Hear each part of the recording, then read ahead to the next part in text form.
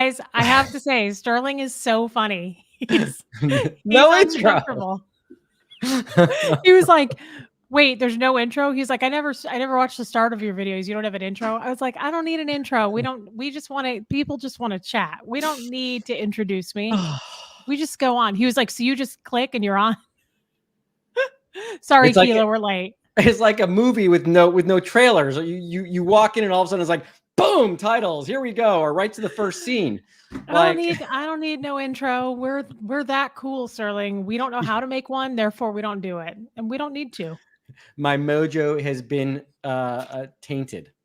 He's got all the cool, fancy gadgets, bells and whistles, guys. Not over here in the Midwest. We just do it. We just go on. We just show up. It's all talent in the Midwest. I have to use these tricks and gadgets to get people interested. Over there, it's just personality and nothing else. Pure talent. It's just pure talent.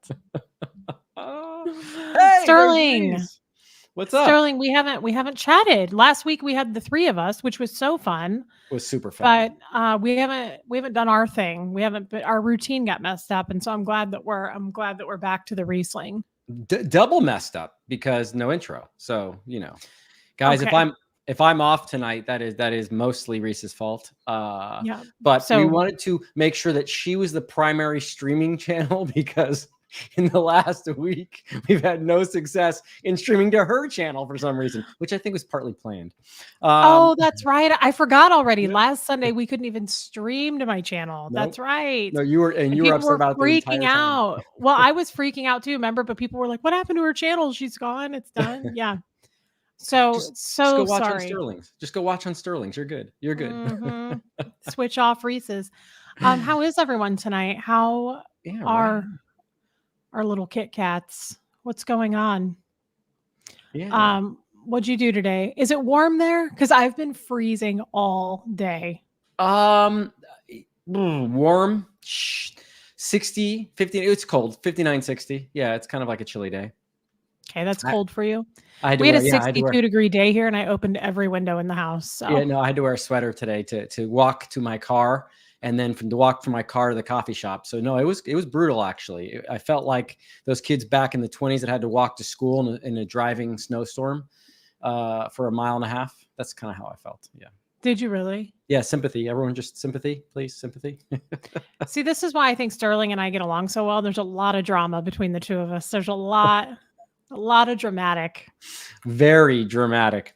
Very. Yeah. No, to answer your question, I told a lady in a store yesterday, I was like, I don't want to be dramatic, but I can't breathe. Because I was just flipping out. Was it the price of the shoes you were trying to buy were too high, or what? Why were you hyperventilating? No, I was at Sephora and something really good happened and she fixed it for me. But I was like checking my pulse and I was like, I can't breathe. It's too much to go on. Anyway, go on. What about your sweater and walking to the car for a mile in 60 degrees freezing? Yeah, no, brutal. I mean, it was. And there was even a cold draft that flew through the parking lot on my way in that was like, I mean, wow. I almost turned around at that moment. And then my coffee wasn't the right temperature. It wasn't as hot as it could have been. The French toast was a little, I mean, it's been a rough day. I have to tell you. Yeah. Did you call into work and say it was just the temperatures just were not I did. Easy I did say I won't be able to make it tomorrow because of all the drama today, but that's a day off should fix everything. A day off should fix everything. Absolutely. Now I sound high maintenance. That is no, not at all. For one of my best friends, whenever she's nagging me on the phone a little bit too much, I'm like, yeah, you're high maintenance. You think so? And I go, yes. And all you have to do is keep reaffirming that. And it backs them off enough to where you won't get any critical remarks. It's a brilliant plan. I use it all the time. Yeah. I mean, if somebody told me I was high maintenance, I would not disagree with that. I would right. Say so. Own it. Jeff doesn't ever tell me that, but I know that he knows it. He knows it. It's a fact. And how about you? How's your day besides this? Live? You know, it's weird. Like I said, I have been freezing all day. And now I was telling Sterling before the live started, you guys, like, I want to rip this off. I'm really hot. And this is just very thin. So it's not like a heavy sweater, but, we didn't get a lot accomplished today. I really wanted some cheese enchiladas. It didn't happen. And same thing. It was really a huge disappointment. It was lackluster. It was like that's a word that needs to be used more, by the way. Right? It's a great word. It's a great word. I think these in-between days, right before the 2 weekends before Christmas, somehow always fall short. I don't know what it is. There's no major sports for me to play. All my leagues are closed right now. There's football on. There's some good football games on today, but I usually don't watch a lot of football. I hate the commercials. So yeah, it's just been like a in between, not really knowing where I'm going or what I'm going to do today. Only thing I had to look forward to was this conversation. So samesies. I did eat a Christmas sugar cookie that brought my spirits up enough that it made me tired to take a nap. And that's right when I called you. He called me and I called him back like 20 minutes later and I was like, I'm trying to take a nap. Good thing is I don't keep calling you though. I don't keep calling you. If I don't get an answer, I know you'll call me back. So I'm good. Yeah, that's typically how I do things too. Have you ever been that way? I don't chase people like that. I don't keep calling. Yeah, no, definitely not. But I have a huge fear of rejection. So if someone doesn't call me back, I just block them and send them a letter of disconnection. If it's a certain friend, I do, or even if it's my twin brother, I'll make sure, like if he ever calls me on my day off or calls me late at night or early in the morning, I make sure to return the favor. I will wait until the next morning, very early or late at night to call him just so he knows how it felt. The one thing I can't stand is when I'm called right before I'm going to bed. That drives me insane. Yeah, it doesn't totally. happen a lot, but yeah, that drives me crazy. Yeah. I don't have a lot of friends, Sterling, so I really don't know how that works, the calling thing. But I'd say lately you're my friend because we actually talk on the phone. Yes. But I don't know the proper etiquette there. I really don't. I know not to call you because you have a real job. Yeah. But so I let you call me. But right. I don't do well with that. I really don't. Like there was a girl I tried to become her friend like a month ago, and I was like, I'd like to be your friend. She was like, yeah, I'd love that. And I was like, okay, so how do we do it? Like, do I come over or is there a manual? And she was like, yeah, no, I'd love to. Let's definitely get together. And then I called her the next week and she was like, I'm so glad you called. And I said, cool. How do we do this? What do we do? And she was like, yeah, we'll definitely get together. And I was like, bye. Yeah, I don't do this more than once. Like, if you mean it, you. Yeah. Well, and just like, the string along thing, like, yeah, we'll definitely. It's like I'm really good at dating and reading those things because I always said to people like I worked with, if he's not calling, he's not into you. He's just not. Like there is no I'm busy. I've been, that's a lie. Yeah. If a person likes you, they're going to call you no matter what. Yeah. Exactly. He's going to make the time. He's going to call. He's going to pick up the phone and call you. So it's the same thing with a friend, I feel. If you say you want to be my friend, why aren't you calling? Is this a trait that you just have in general, or is this something you think you picked up from growing up inside a cult out of curiosity? That's a good, curious question. Right. Because I wonder, because there's a lot of weird sort of habits I have when it comes to returning phone calls and the amount of effort someone else puts in, that I wonder if I would have been that way normally, or if it's something I picked up from being inside the cult, because mind you, I didn't get to date, but I don't think you did a whole lot of dating either. The girl I married, I knew her for 6 months before we got married. I went on 2 dates. I started dating at 13. So yeah, I've now officially had more conversations with you than my ex-wife, who I was married to for 8 years. So that's not healthy. I just want to be the first to point that out. I'm not a therapist. I'm not saying I'm a doctor, but that's not healthy. That's not healthy. That's a good question. I think that there's a lot of weird personality quirks now that I'm actually learning myself more than ever coming on YouTube every day. Yeah. And getting having to face the crowd, face the music, people's feedback. There's a lot that goes into having to, unpack some things. So I think Sterling, I can't blame everything on the cult. No. But I think it's a weird personality flaw, whether it came from that or not. But I also think it's because we didn't go to school, right? Like high school to get that normalcy of friendships and go to prom and college. Bo, we're not going to do this tonight. And go to college and you know what I mean? There was no of that building relationships. Yeah. And I don't even consider it a flaw necessarily. So it's not like wouldn't be something to blame on Scientology, but did it come about not from Scientology, but because being a Scientologist, the environment we grew up in, for instance, like you say, no dating. You dated a little bit. I didn't get to date in high school. Usually that's where you get over all the rejection problems.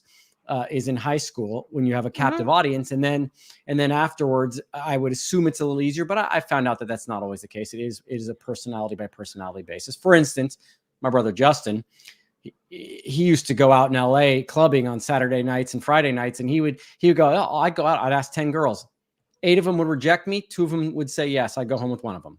And it was that was his formula, not me. That's I'll spend all night surveying the room and pick the one I want to talk to. And if it doesn't work out, it doesn't work out. But that's Justin how I would do it. Okay. Justin, that's how I would do it. Yeah. Nope. Not a numbers person, but now that we're talking about that, Sterling, it is interesting. Like all the socially normal things that you and I missed out on.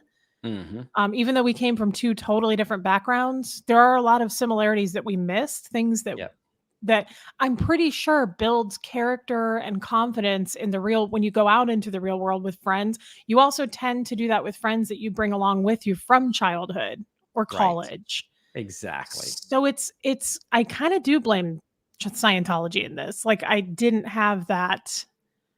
You know what I mean? Yeah, you lost a friend circle too. You lost a percentage of your friends that would be your wingmen or would be the one that introduces you to that someone, or a lot of different things. I think I'm not social though. I'm not so like I'm not introverted. If I were single, I would have no problem going up and being like, "Hey, do you want to date me? Like, would you like to spend money on me at a nice restaurant?" Yeah. It would be super awkward, but I don't have a problem doing it. Right. So I'm not introverted about it. I think also, like I said about the disconnection thing, this is something I want to talk to you about, by the way. This is real, actually. I kind of want to get into this because Jeff has, I don't want to say accused me of this, but like he says I do this all the time. And he's like, it's your Scientology background. You don't realize you're doing it. And I kind of was like, I want to bring this up to Sterling because you're so nice though, Sterling. We're not really similar here. I'm not perfect, guys. I have anger problems from time to time. Not usually. I've really worked on letting go of it. So I'm not perfect. But when I do like you, Reese, when I do like Jackson, who's a good friend of mine, Aaron, the people I speak to, Janice, it's very easy for me to sit down and listen. I do enjoy listening because I also value how much other friends who would listen to me in times. It's valuable to me, and I think it is a skill set. So I am particular about that. I don't have a large circle of friends, but I want to hear what you were about to say. So don't let me get distracted. I love that, Sterling, but I also think you've done a lot of healing. Like, I love that about you. You have so much that you've reflected on you've told me privately too, like things where you've come from just in your own mind. Like I used to have issues with this or deal with this, but now I've come to a point where I've unfolded it all and I see it and I've realized it. I love that you can do that. I'm trying to do that too. And I have in a lot of ways, but here's my question. And I think it's just going to be me here. I just kind of feel like your answer isn't going to be the same, but because of my dad, because of who my dad was, he was all about basically disconnecting from anything and everything when I was growing up. Like if it doesn't suit you, if it's not the right tone level, if it's not, now he didn't do that with other Scientologists, but he also didn't have a big group of Scientologists he hung out with. We were in the middle of a place where there wasn't an org. So we were around a lot of non-Scientologists. But my point is, he was always like, well, then I'm done with it. I'm done with you. Then I'm not going to have we're not going to have a communication. We're not going to have a relationship. Like he was very of that mindset. So now in life, I feel like I'm that way. Like Jeff said to me, I said, I don't have friends because he goes, you don't have friends because you don't see the value in friendships. You don't value it. And I thought, actually, he's probably right. Like, I don't see it. If it doesn't work for me, I don't have a problem being like, okay, well, don't ever call me again. Like, there's no emotional attachment. That's not good. That's like a serial killer, but it's the truth. I can live with or without anybody. If Jeff and I have a fight, I literally will, since I've known the man, I've dumped him 100 times. I literally will be like, this isn't working for me anymore. Bye. Not into this anymore. I'm very upfront about it. I've said a million times, I want a divorce. I'm not doing this anymore. He's like, you're so quick to walk away. You have no problem cutting ties with the person you're married to. And he's like, that's a Scientology thing. That's interesting. But I think you've broken into two parts, Reese. I think that's one part. That's a relationship. When you're in an actual relationship, it's a little bit different scenario. There's different things contributing to a decision like that when you're in a long-term relationship. On the other hand, I'm a little bit like you in that way. If I have a friend or someone that's not making any effort or talking to me, I can have a friend that and he is truly my friend. And I'll give a perfect example. I've got a good friend named Shane, who was never in Scientology, and he's one of my favorite people. We can go 6 months without talking to each other. And then a week, he'll go, Sterling, what are you doing this week? I don't know. What are you doing? Now, mind you, he has a wife and kids. So, it's harder for him to get out. I'm single. Or even when I've gone out before and I've had someone with me, we've gone as a group, but it's instantaneous with that person as far as a friendship goes. He'll call me, we'll go do something. No problem. Okay. I have another friend like that was in the church with me. We won't speak to each other. And then all of a sudden I'll be like, hey, you want to grab coffee? She'll meet me wherever we want to have coffee. Those are my friends. Cause I don't sit there talking to all my friends all the time. But if I became a friend of yours and there was no mutual effort back and forth, yes, you go by the wayside pretty quickly. I will always, and this is known about me, I will always pick up my phone and I will always answer a text message. And even if we don't talk in 6 months, I'll always do that because I don't know if you're stuck on the side of a road, if it's an emergency, or if you're in trouble. I always pick up my phone. You can ask any of my friends, any of my family. It's just what I do. It's what I've always done. So I think in that regard, if there's not some reciprocation right away with someone that I'm not in a really strong relationship with, they will go by the wayside and I will forget to talk to them or, that sort of thing. But I always do answer my phone if they reach back out right away. I think in a relationship is different because when I'm in a relationship, I'm very, you'd probably have to, survey the girls that I've dated or been in relationships with, but we've got people calling them now. Yeah, right. I do think I'm pretty caring and I'm interested in the person and, I would love to spend time with them. And like you found out about me, I could care less if they played sports. Actually, I would be more interested in them doing things I don't do so I could experience more things because I already know how to experience my sports, surfing, tennis, all these sort of things. The only thing I won't do is play tennis with them. They suck. Sorry.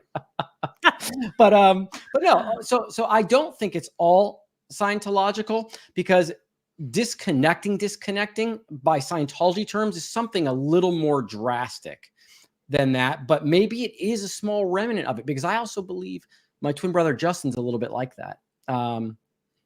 Thank you, Jamie T. Yeah. I'm starring some of these, by the way, guys, as he's talking. Yeah, because we're definitely going to cover him. Yeah. I know when you have me on, it takes away from the full-time interaction with the chat. Okay. But we will get to those. People know that. They get it. Right. It's okay. And they're all very engaged. People look forward to our chat, Sterling. They always do. And I especially do. I love chatting with you. Yeah.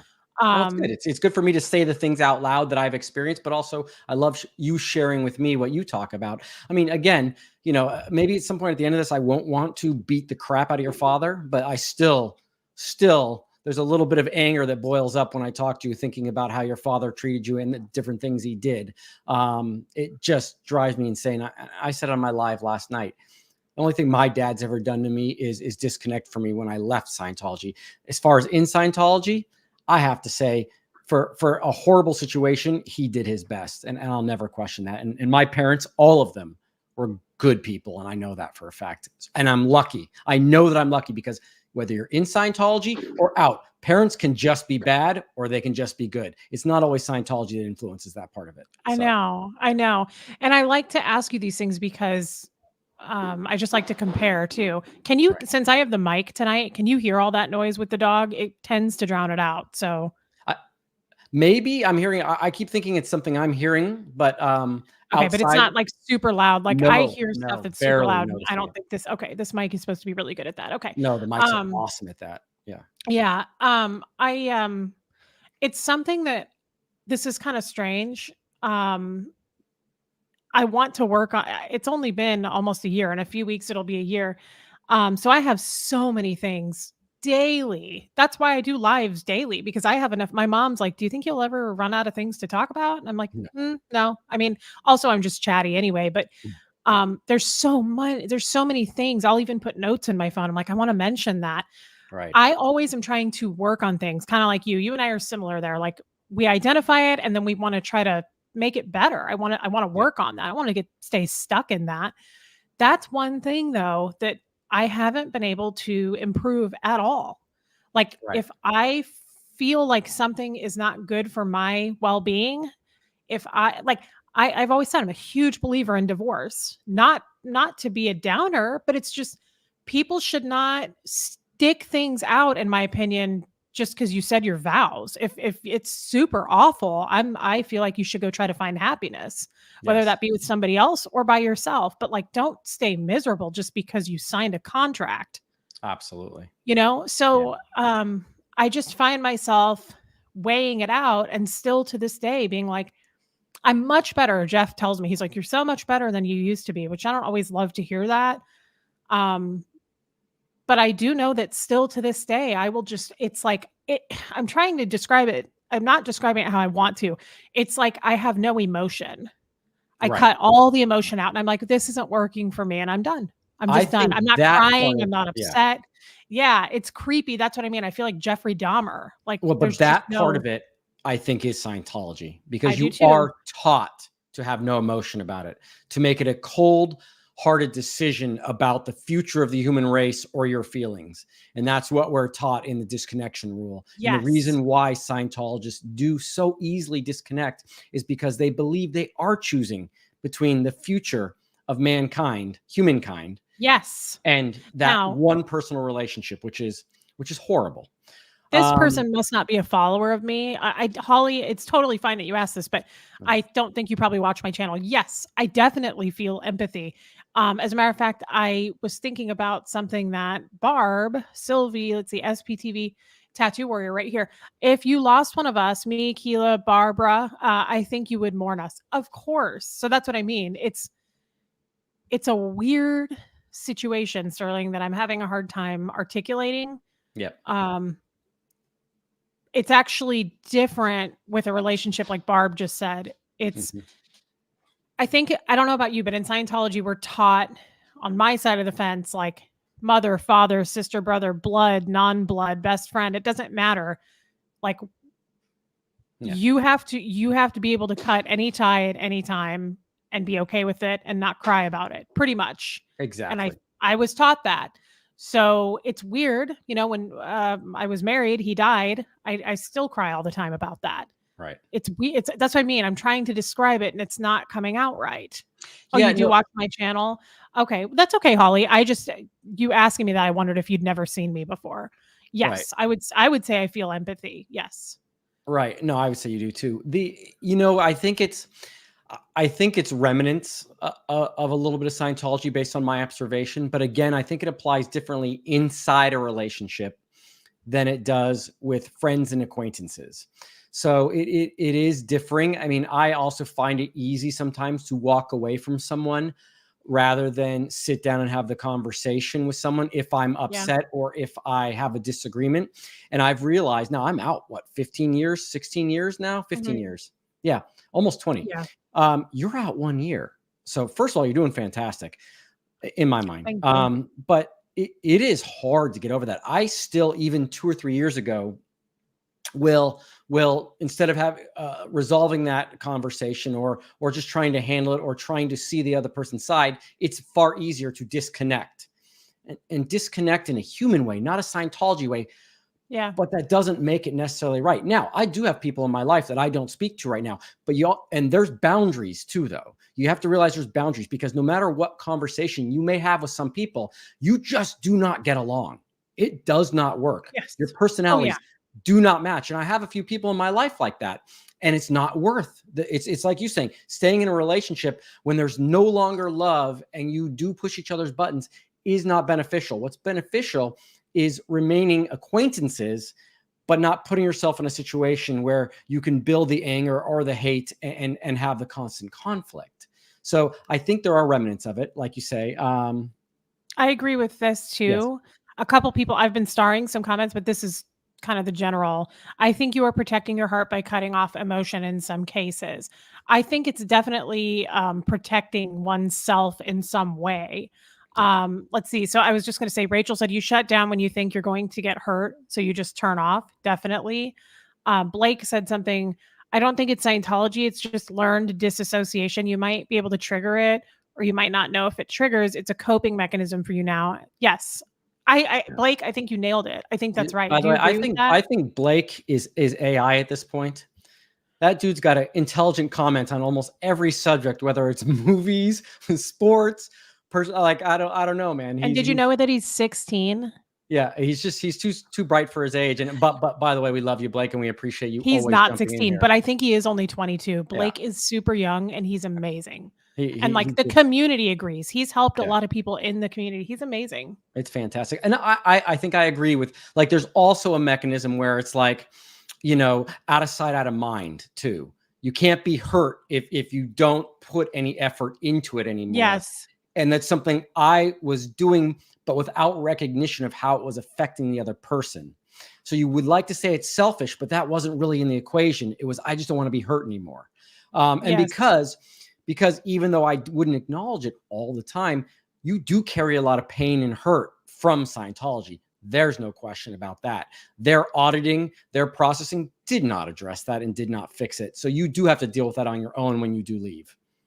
Totally. Yeah. This looked interesting, Susie. When someone has been hurt a lot, disassociation is so common and normal. You've been hurt a lot and it started at a very young age. Okay, guys, see, again, this is opening my eyes. I didn't even know that. And it's helping me so much that the chat, like there's a ton of people saying, I've never been in Scientology and I do that. So it must be more of, interestingly enough, I think it's a Scientology thing. You think it may come from that too. Maybe it is just like a trauma thing. Well, let's say it's not a Scientology rule, but because you were abused in Scientology, you built in that mechanism. So it is still coming from that source to some degree, because had you been raised in a good household with loving and decent parents, it could be different. But again, I just want to clarify this because this is a point I see coming up with some people speaking about it. Guys, if you have shit parents, they were probably going to be shit with or without Scientology. I know of several people that have horrible parents. My parents were in Scientology and they were far better than these parents. Exactly. So I think my dad was a shit person way before Scientology. And it's my guess. Exactly. I would guess that too. I would absolutely guess that too. Yeah. It'd be interesting to know the answer to that. Like, I know, right? I know. Well, I know my father's sisters. I know my stepmom's brothers and sisters as well. And they were all lovely people. So I'm going to imagine that they would have been, if they were half of what those people were, my parents would have been good. So I'm just going to go based on that because I know how my dad was raised and I've seen, I know his sisters, I knew his mom, I knew his father, my grandfather and grandmother. So I'm going to guess that he was. And even with all the pressures of Scientology, being removed from post, Dave Miscavige hating him, my dad always tried to do what was best for me and always tried to do something for me. And what do you say about that? I mean, even my real mother, who didn't spend a lot of time with me, and I always knew she was there if I needed something. If I was in deep trouble, if there was something I couldn't get out of, I knew she would step in at her own risk to help me out. And she did on one particular occasion, which I have to tell that story at some point. But I do think, and that's interesting that you mentioned that, it is definitely, it's the easier route too, right? To just shut out and just block. It's totally easier. And again, just coming from only Scientology, I figure it's a Scientology thing. So that's what I mean by, guys, every day it helps me a little more to like get the feedback from the chat and other people's opinions. And that's another thing, Sterling. And this is where we differ because you don't have kids. I'm going to star a question. Oh, sorry. I'm going to take that down and star it. Because that's now more than ever coming out of this, coming up on a year. I am so careful more than I've ever been about parenting, just like about, not shaming, not saying the wrong thing. Now you're going to make mistakes. I totally get that. But I'm really trying to it's so easy, I feel like, to be anything better than what my dad was. So it's like he sets the bar so low, that it's easy for me because I can just go, well, don't be like that, and you're good. You're good to go. Right. You could have 10 kids, just don't be like him, and you'd be a good parent. So I think that all the time, and I just I really, really try to. I don't try. I just do. I trust my kid. He's very mature. Like I want to be behind him as a guide if he needs me, but I just very much want him to have his own freedoms. I was saying this the other day, like I started bawling. As I said it, I was like, wow, I didn't think about the fact that like I'm free, great, but I've been in Scientology so long. But Huxley has the rest of his life now to not have to worry about the pressure of Scientology, to marry a Scientologist, to pay for his bridge, to get so involved, to sign a billion-year contract, whatever. Those were all things that worried me all the time being in Scientology. Right. All the time. I was like, is he going to go into the Sea Org? Are they going to groom him and put him into am I never going to see him again? So I don't have to worry about that. And more importantly, awesome. He doesn't have to worry about that. Like I can die tomorrow knowing at least he's going to live a life that he gets to choose what he wants to do. He won't be brainwashed. It's just, it's such a nice feeling. No, that's a comfort in knowing that. I would have to say for sure that's a comfort in knowing that. That's actually pretty cool. It is cool, but having kids, guys, like and I think about that, Sterling, like, what are your thoughts on people who are shitty parents, like my dad? Mm-hmm. I was talking to my therapist about this and my tattoo artist the other day. Is a serial killer, and we're not going to go down the serial killer rabbit hole, but is a serial killer born or are they made? Yeah. That's kind of an interesting question. Yeah. It's an interesting question. And I think it's a little bit of both. Nobody's ever going to know, right? But the thing is, you think about somebody, a shitty parent like my dad, I could have turned out differently. A lot of people could have, who had that really abusive, mean parent that made you think a certain way, act a certain way, be conditionally loved. That could have turned out differently also. Absolutely. Depending on who the person, who the kid is, you're raising in that kind of an environment. I feel like I could have turned out to be super abusive or an alcoholic. It's just interesting. It's interesting. Parenting is such a delicate task. and there's no one handbook that solves all the problems of parenting either, right? No, I've always wondered that same question. I mean, let's not go down the serial killer hole, but it is interesting. Even when you watch the documentaries that are at least mostly accurate, they're not based on real stories. You do see there's always a little bit of mental trauma built in with the serial killer. Typically a lot. And the parenting has something to do with it, or it's the red flags they didn't address in the beginning. But it is a bit of a mystery still for the rest of the world, for the whole world, that is, that not meaning that we have it figured out, but how that exactly comes about. And it is crazy. I mean, we're going from one extreme to the other, bad parenting to serial killers. But I do know this, at least from what I've read, the type of environment the parent gives the child is very important for how that child ends up, how they treat other people, et cetera, et cetera. But there's exceptions to that rule. There are, because I believe you probably treat people pretty nice, even though your dad didn't. I learned from my dad and my mom how to talk to people, to be very outgoing, to say thank you, please. All these things I learned from my parents, and I practice all the time. Maybe a little more than even my other siblings, but and they're better at other things than I am. But I guess I just learned that from them. The environment was almost always loving, even in a cult like Scientology. I felt loved, at least. Yes. Yes. And I think that makes all the difference, don't you? Yeah, really does. It also just, I have to open up my window and view of things, because I just assumed all Scientology parents were like my dad. Right. Until I married my first husband, Michael, and I got so close to his parents, Doug and Brenda. Yeah. And people who we all know I hugely disrespect at this point for the disconnection of my child. But I did see huge differences in how they parented. Now, they were still creepy Scientologists that forced it on their children. Right. But they were way more loving in the way they talked to their kids. They were not at all like my dad, like shoving, like really mean, saying really mean LRH quotes down my throat.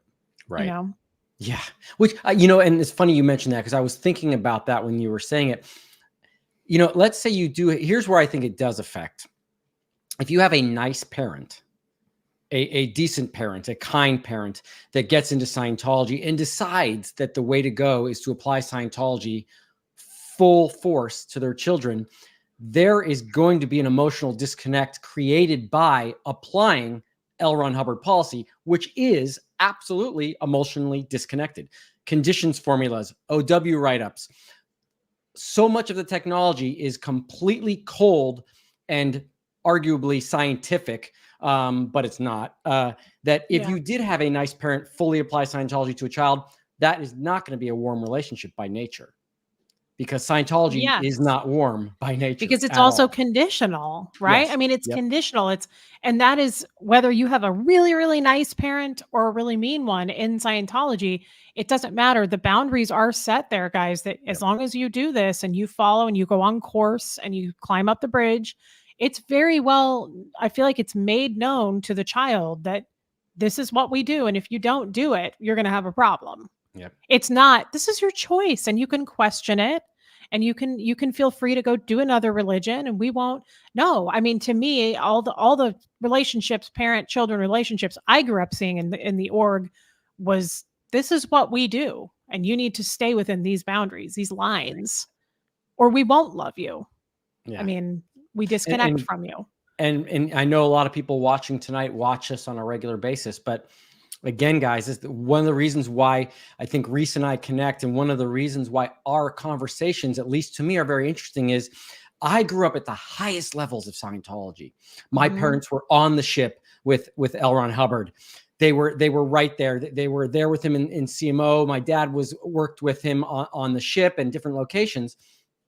And my parents I never in my mind thought I had to move up the bridge, that I had to join the Sea Org. There wasn't pressure. I did it because I thought that would be what was correct for my parents, and that they would appreciate that. I don't remember doing conditions once when I was a kid. I was in some bad situations in the Cadet Org, and they probably could have acted better towards that and maybe looked into it a little more.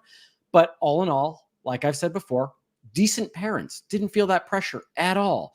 Reese grew up in a Class 5 org, a lower portion of Scientology, arguably, and her parents were forcing the stuff down her throat, trying to make her into the next, competent Scientologist, which I never felt like, which is just a fascinating contrast. It's so weird. It is. That's what I mean. It's so weird. You would think Sterling would have had the life I had. Yeah, 100%. Absolutely. If not 10 times worse, honestly. Like, what are you drinking? Electrolytes and vitamin C. Yes. Oh, good for you. I thought I don't know if you ever had the Nun tablets. They're so good. They're so good. What are they? Nun, N-U-U-N. They're like it's a water soluble tablet that has electrolytes, vitamin C. Just the regular stuff. The Where minerals. Do you get it? Yeah, it's good. I use it after I drink or after I exercise. So I biked this morning. So where do you get it at? Any grocery store, I think. Because I'm weird about my electrolytes. Like, they need to be a really high quality. Is that a pretty good one? As far as I know, they are. Is that like drinking Emergency? Like, I wouldn't drink that anymore since I've been essentially like Emergency, but no sugar. Emergency had too much sugar in it. Right. Okay. Yeah, so it doesn't taste great, but it has a citrusy taste to it, which I do like, the sour taste. So, yeah, it's not bad. It's not bad at all. But that's interesting. I hope we answered that. I hope at least we got to some point close to answering your question, Reese. No, I think we did. Can I want to just, not the super chats, but I start a couple. Sure. I think we just start going through the questions now, because by the time we get through them, it's going to easily hit an hour, I think. That's true. That's true. Wonder Woman. Love you, Wonder Woman. She sent me a really cool gift yesterday. Yeah. It's not that you don't have emotions. You are very emotional. I believe you flip an emotional switch in self-defense. Yes. Emotional preservation. I think you totally have that right. Sterling left us, but that's okay, because I know how to keep going. Oh. Yeah, must see if I get us some focus. Well, I've never seen that. I've never seen it at Whole Foods. Yeah. I'll go check it out. Focus.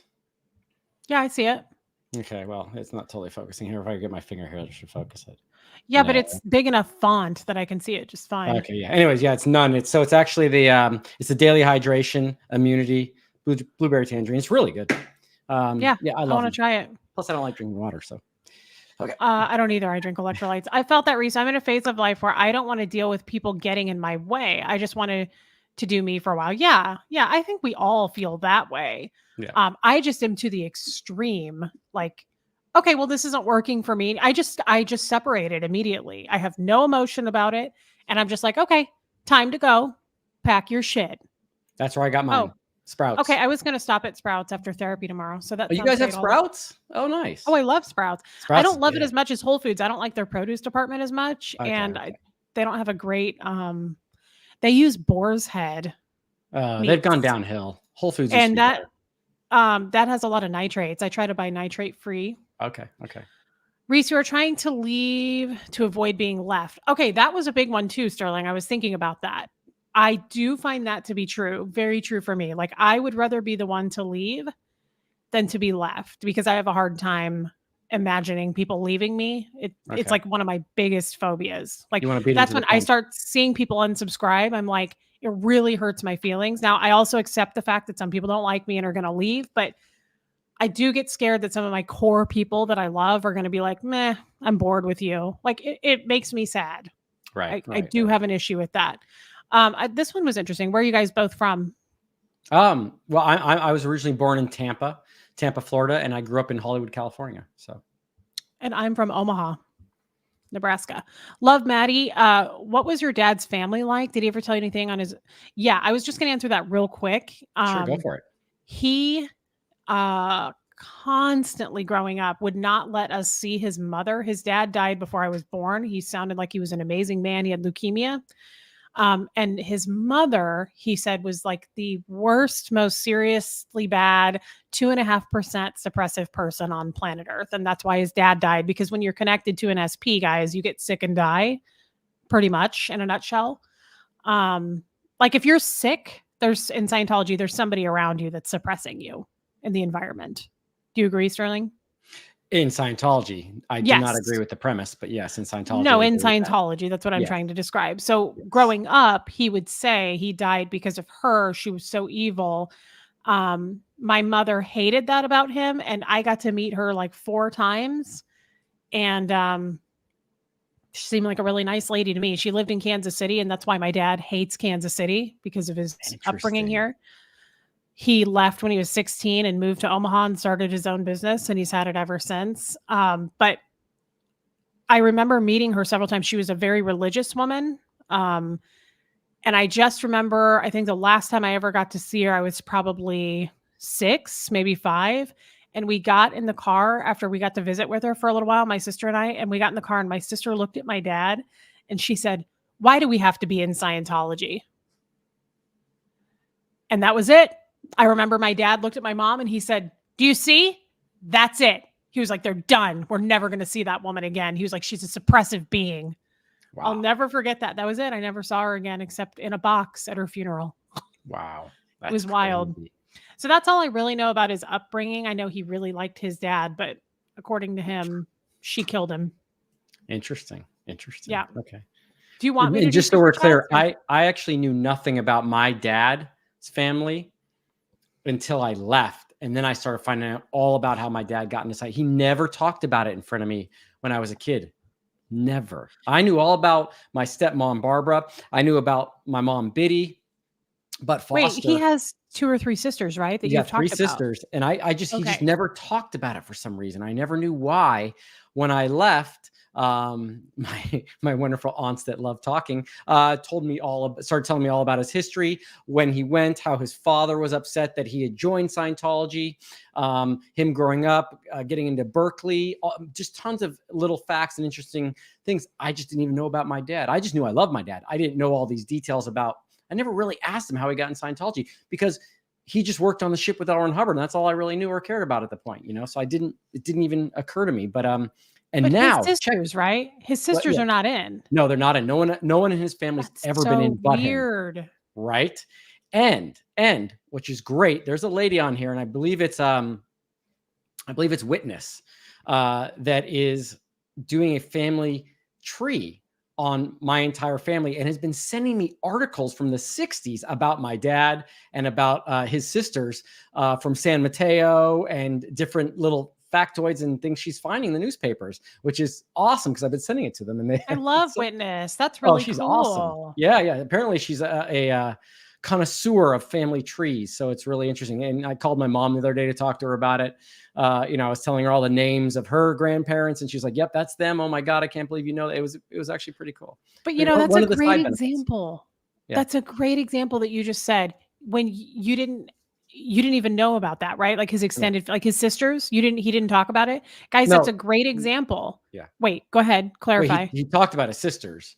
What do you mean? Sorry, I must have misunderstood. Okay. I thought he didn't. I thought you didn't know anything about like his non-Scientology family. Oh, no. I spent time with him. No, that's another thing that Foster, my dad, was good at, is that we would at least go see them once a year for Christmas or Thanksgiving. So I did grow up seeing my father's family and got really attached to them, which really helped when I left as well. No, he did. It was about his personal life. I knew nothing about him as a child, nothing about him, how he got into Scientology, nothing about him traveling Europe and backpacking. I didn't know any of those details. I see. Okay. I knew all about the family. Yeah. How interesting. Yeah. It's so weird, the backgrounds there. And I saw somebody just say, no wonder your dad's a total asshole. Like he is, I get the idea, and I don't know. I guess I've not known my dad more now. Like I only knew him the first 16 years of my life. So, I mean, I know a lot about him. I recall all kinds of things about him, but I really do get the sense that he's very disrespectful to women, toward women. Interesting. Okay. And as horribly as he talked about his mother. And then just like his ex-wife, I think I told you this, just he was getting ready to go on course here in Kansas City. Mm-hmm. And Brenda, my mother-in-law, was the course soup. So she told me this story. And he, it was literally like almost 3:45 roll call. And he got off the phone and Brenda said, I'm about to call roll. Are you all right? And he looked distraught. And he said, I just found out Kathy died. And they had only been divorced like a year, like not very long. And she died of breast cancer. She was an OT8. And Brenda said, oh my God, or Jean, do you want to do a loss of a person assist? Oh my God, I'm so sorry. And he said, no. He said, she'll be all right. She's a good girl. Wow. No emotion, just no emotion. Like he just did not feel deeply for anybody. And so I wonder if, I don't want to say I'm like that because I feel very deeply for people. Yeah. On the outside, I would say you're nothing like that. But you grew up with a person like that. It will tend to rub off from time to time, but I think whatever part of that, you definitely did not pick up the no empathy part of that, at least in my opinion, Reese, and probably in the chat's opinion too. I'm going to look at it. Yeah. Reese, you are not your father. Yeah, you are not. I see that from Liz Krill. Okay. I turned it. That was the first one I saw. You are not your father. I just want to make sure, guys, like I told Sterling and like I see Sterling doing, I feel like we are constantly trying to improve. I love that about us. I love that we don't want to stay in a sense of a bad place. We're constantly trying to climb out of that. And so I don't want to be anything like my dad. And being able to the first step I would say is being able to recognize that you have traits that are worth getting rid of, that are worth working on to leave your personality so that you can be more yourself. Be more yourself. Now, again, also when you're there, some people change a lot from the time they were there till now. Some people stay the same. I've kind of always been the same person from when I was there to who I am now. Yeah, of course, totally. I'm infinitely happier now, but I've been the same person. I mean, I don't think I've changed a whole lot. Yeah. So. Well, I think in Scientology too, you're not somebody else. I mean, that is one thing about Scientology. You kind of are who you are. Your real personality really shines because you don't have to be fake with anybody. You're kind of ugly. Typically, most people are pretty matter of fact. And I would not say, I mean, no one's tiptoeing around being like, oh, so sorry. Excuse me. No. Oh, hi. Good morning. Can I get you some coffee? No, it's a pretty harsh environment. So you kind of are who you are. I don't feel like I've changed who I am. I don't think I fit in as a Scientologist most of the time. I was in ethics all the time. But I thought that was interesting what Kestrel said. I like that bird picture too. Reese, you might do that in self-defense, but you don't do this to control and inflict pain on people. And I think that's a big thing to point out. Like, I think he did that intentionally to control and inflict pain. Yep. I feel like he was mean for sport, for sure. Yeah. Didn't hunt for the food. Right. Yeah. No, I drink. People are still commenting about the nun. No, I agree with you, Reese. I really do. That is definitely something that's it's something to shed for sure. It's funny. I do. While we're talking about parents and passing on personalities, even to this day, how I am with my cousin's kids, my aunts will always say that that's such a foster thing to do. Because the way I interact with them, the way I tease them, the way I have fun with everybody, they're always constantly saying that I remind them of my dad so much, because that's really how he was. This funny, happy-go-lucky, always making things interesting, except for I'm athletic and he's not. So whenever he tries to play sports, he just makes a mess of it. But it is something that's exchanged. But what I do like about your story is that you're talking about this bad trait of your father and getting rid of that. And like I said, I think you have way more empathy than he'll ever have. He sounds like a cold person. And I think it's good. I think it's good for you. I think that's a good point, Sterling. And I think Amy right here is saying all you have to do is think about how you feel about Huxley. Yes. I mean, that does make me think about the baby book and how I told you for the first time that story, how he handed it to me and he was like, I'll never need this again. Think about doing that to your most precious person in your life, which is your child. Yeah. I mean, I could never look my kid in the eye and say anything like that to him ever. Never. I would rather be dead. And did he disconnect from you because you were declared, or he just disconnect from you because he was frustrated with you? He disconnected because that day, the fax machine day, they said she's causing all these problems. She's got a non-interpolation order. She's entertaining the men of the org. She's a real problem, red flag, whatever you want to call it. And he took that as fact from them and ran with it. Literally ran. Like 10 minutes later, he said, I don't want to have anything to do with you ever again. He said, I'm not your father. Don't call me. I'm not your dad. And it was crazy. I mean, he doubled down. When I was, an hour later, I started peeing blood. I had to go to a hospital and have surgery. And I had to call him. And I was like, I need you. The social services is here. And he was like, I'm not your father. Don't call me. In your time of need, in the time you needed him the most, he was not there. And the guys, that's not Scientology. That is. And I was 16, by the way. I wasn't like 33 and on my feet and married to a man. And I was 16. So I think that's all we need to know about that. Person. Yeah, that's not Scientology training right there. That is the person. He may have used Scientology as an excuse, but that is through and through. That is. I'm saying though, that actually makes me feel better, because that is all we need to know about that. As far as I'm not that, I know I'm not that. I have a lot of faults, but you want to know why you know you're not that right away? Because if you were that, you wouldn't be able to recognize it. That's true. You wouldn't even question whether you were that or not. You wouldn't even have any feeling about whether you were that. You would instantly deny that you were that if in my opinion, if you were that. That's how I think. And I would blame someone else. Like, I imagine when I come up, or when I came up back then, when he did disconnect, I'm sure he was like, well, he would say that she's a degraded being. Yeah. Like, there was no accepting of any blame on his side of it. Like, he never called. He never said, I'm sorry. Like I say, he doubled down and handed me that book and was like, I don't need this ever again. I mean, he just kept doubling down. So you're right. He never admitted any fault. He still never has. No. I never thought of that. You're right. He never has. He's never acknowledged it. Yeah. It's all because I was such a degraded being. And anyone tuned in for a happy, fun conversation? Yeah, but you know what? I like this, Sterling, because we just go different places. And we don't plan it. I know. We just start talking and it goes where it goes.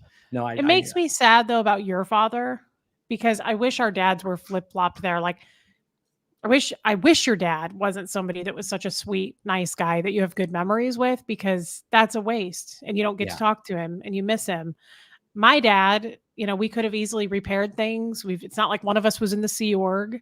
Yeah. I mean, he was just 3 hours away in Omaha all this time. And meanwhile, I'm raising a child he never got to know. And, it's a waste. It's too bad. It's a bummer. Yeah. I mean, I always look at that. I always find that so unfortunate to have a dad that you love that you can't speak to because of Scientology. but then if you're out of Scientology and you have a parent that you can speak to that you hate, it's the reverse. I'm like, oh, that, you know, like you have a parent you could speak to that, you know, at least that loves you. I think it's such I hate that position, being stuck between those two things. Yeah, I do wish I could talk to my dad, as you know, but I know it makes me really sad. I actually think about that pretty regularly. And you know, I just want to say, Reese, you would love my dad. You would absolutely love my dad. Well, I know I love your mom, so I probably would love your dad. Yeah. They're very different in personalities. Very different in personalities. Well, that doesn't surprise me. Yeah, my dad's a goofball, like very smart, but complete goofball. I love goofballs. My mom is very smart, sweet, but really tough, like really tough. I don't know how my dad lasted that long with her. Actually, she comes off as more serious to me, but incredibly like very intelligent and just kind of more like organized and like just very driven. I would say driven is how she came off to me. Mm-hmm. There's nothing wrong with that. Those are amazing characteristics. No. Just something I want to say about that, because we're talking about this. Sure. I never, guys, of all the abuse I saw on that 2 years and during staff, chairs throwing, even Dan hitting me over the head with a fax machine, that wasn't really, you've talked about this, Sterling. Like, why did you put up with it? Like, why didn't you leave? Well, I was 13 at the time going, and 14 when I joined staff. So why did I put up with it? I don't know if I have an answer for that. I kind of felt like I had to be there. It's not like I could drive a car. But I could live with all those things. Like, none of that really bothered me that much. I mean, it was shocking at first. I was like, whoa, people throw chairs at each other here. That's intense. I got used to it real fast. I could have stayed. Like, I think about if we go back in time and my dad didn't do what he did, I would have never questioned Scientology. The moment he left that day and was like, bye, Scientology and I put a wedge each year that went by that I was doing services, because I thought, there's something really wrong with the fact that you guys condone this. There's something really wrong with the fact that every time Gene Wally gets brought up when a new Sea Org guy comes through town, or the Flag World Tour, and they go, Gene Wally? Oh my God, I love Gene Wally. Do you know how much money he's donated? He's a what is it? Like silver meritorious. Yeah. That's all. It was like just starry-eyed money bags. That's all they saw. And every time that would happen, I got the worst taste in my mouth. I pulled away from it even more. I thought, this isn't right. Like, this is so wrong that you guys know what he did. It's not like I haven't written it up or talked about it in session after session, but they just look the other way. Yeah. So I just think about it. And I'm like, if he hadn't left, and let's say Dan smacked me a few more times around with maybe this time it would have been a newer phone, like an updated, some other piece of office equipment. Let's say a scanner. It could have been a copier. What a copier? Well, he could have dropped a copy machine on you. There's, I mean, even if there was a vending machine, he could have hit you with that too. A vending machine. I think about a copy machine, like the big ones. What if he would have like run me over with it, the kind on wheels? I know. That would have been creative way of definitely. He's clearly into office equipment. But he could have done that to me so many more times. Right. And as long as my dad had stuck by me, I wouldn't have ever questioned Scientology. So it's in a lot of ways, it's a good thing that happened and I'm out, because I would have taken so many more beatings. I'm serious. It wouldn't have. No, I know. I would have gotten used to it, and I would have accepted it and let Dan smack me around with all the new updated equipment as we went into the new ages of modern technology. Which, by the way, would continually get smaller and smaller and be less effective as a weapon. I was just looking at my iPhone and I was like, yeah, no. But the earlier bricks, the Nokia bricks, he could have done some damage with those for sure. I could have probably had some sort of a brain injury from one of those Nokias. Yeah. And of course, we're joking about it a little bit. I don't look, you abuse for sure. Maybe a Keurig. Jeff just got the newest Keurig, John. It's smaller. Our old one was huge though. So yeah. Why is that dude so funny? I love John. Seriously. It's like, I don't know. He gets it. He's always, whatever he says is funny to me.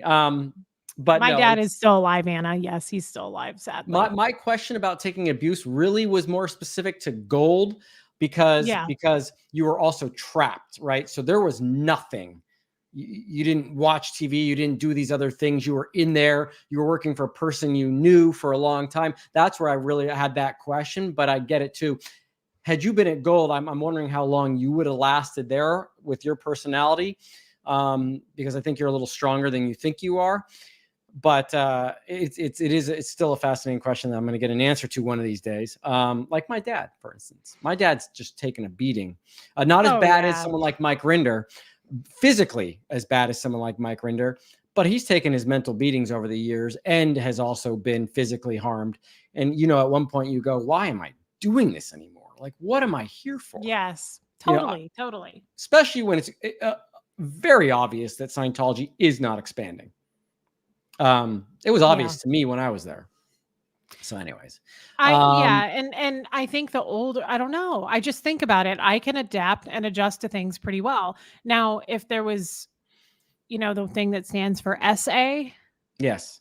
I don't know that, I don't think that I would have adjusted ever to that. Now, being 14, sleeping with a 24-year-old is the definition of that.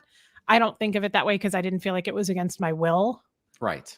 There are some people really actually having that happen to them that is real abuse to me. This was not that so much, but I would have put up with getting smacked around with different Apple products for a while, I think. Right. For sure. And I guess I just have to say, I know what it's called, Dallas. I just wasn't going to say that. Yeah. I guess I just kind of feel like Sterling, I always have epiphanies with you, and I love that. I love our chats, Sterling. I really do. You're so easy to talk to. He's such a good friend, you guys. But isn't that interesting? No, that is very interesting. That is very interesting. Hey, you know what? I've told you this on the phone privately. When I first started watching your content, I think I saw a little bit of what I thought was brilliant about it, and honestly adopted parts of the things you were doing. I saw that you were being therapeutic to yourself while also entertaining and talking to the chat. And you've got this chat of 1,000 people right now that all have different life experiences and all have gems to share with you, whether it be art, whether it be politics, whether it be, let's leave politics out actually, whether it be relationship advice. They may have read a book you haven't read. And I really think you kind of tapped into something that's super invaluable for people in SPTV, even for ex-cult members. I mean, you have to do it right too. And I think you just naturally fell into the right way to do it because of the way you interact with your subscribers. And I think it's brilliant. I really do. You're also very open and willing to talk about it. And some people aren't. And I get that too. This is not for everyone, but I do enjoy talking to you because I think you're real. And I think you're insightful. Well, thank you. I think the same thing about you. Thank you so much. I do. I think the exact same thing. Yeah. And Aaron actually said that on the phone to me last week. He said, one thing that's different with you, he said, that I really like is, he said, your channel is mainly geared at healing. Yes. And I think that comes with the territory, right? It's only been a year now. And I started this channel basically August 1st, like July 28th. Right, so, I mean, of course it's going to be about that because I'm not 15 years out. Yeah. So I'm learning just as much as everybody's learning every day. Right. Right. And so, and I did that survey on my channel, on my community page a couple weeks back, maybe a month back now. And I asked what people really want to hear. And a lot of it is stuff like this. This is valuable because real.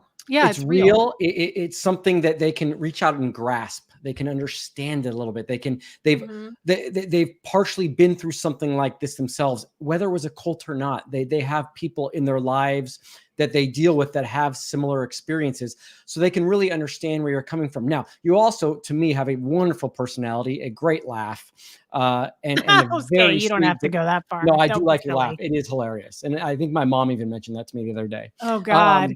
You do have a very fun. I laugh like George McFly from Back to the Future. You have a very cute sort of laugh. I don't know loud. How to explain it. Cute. Yeah, it's obnoxious. It's very loud.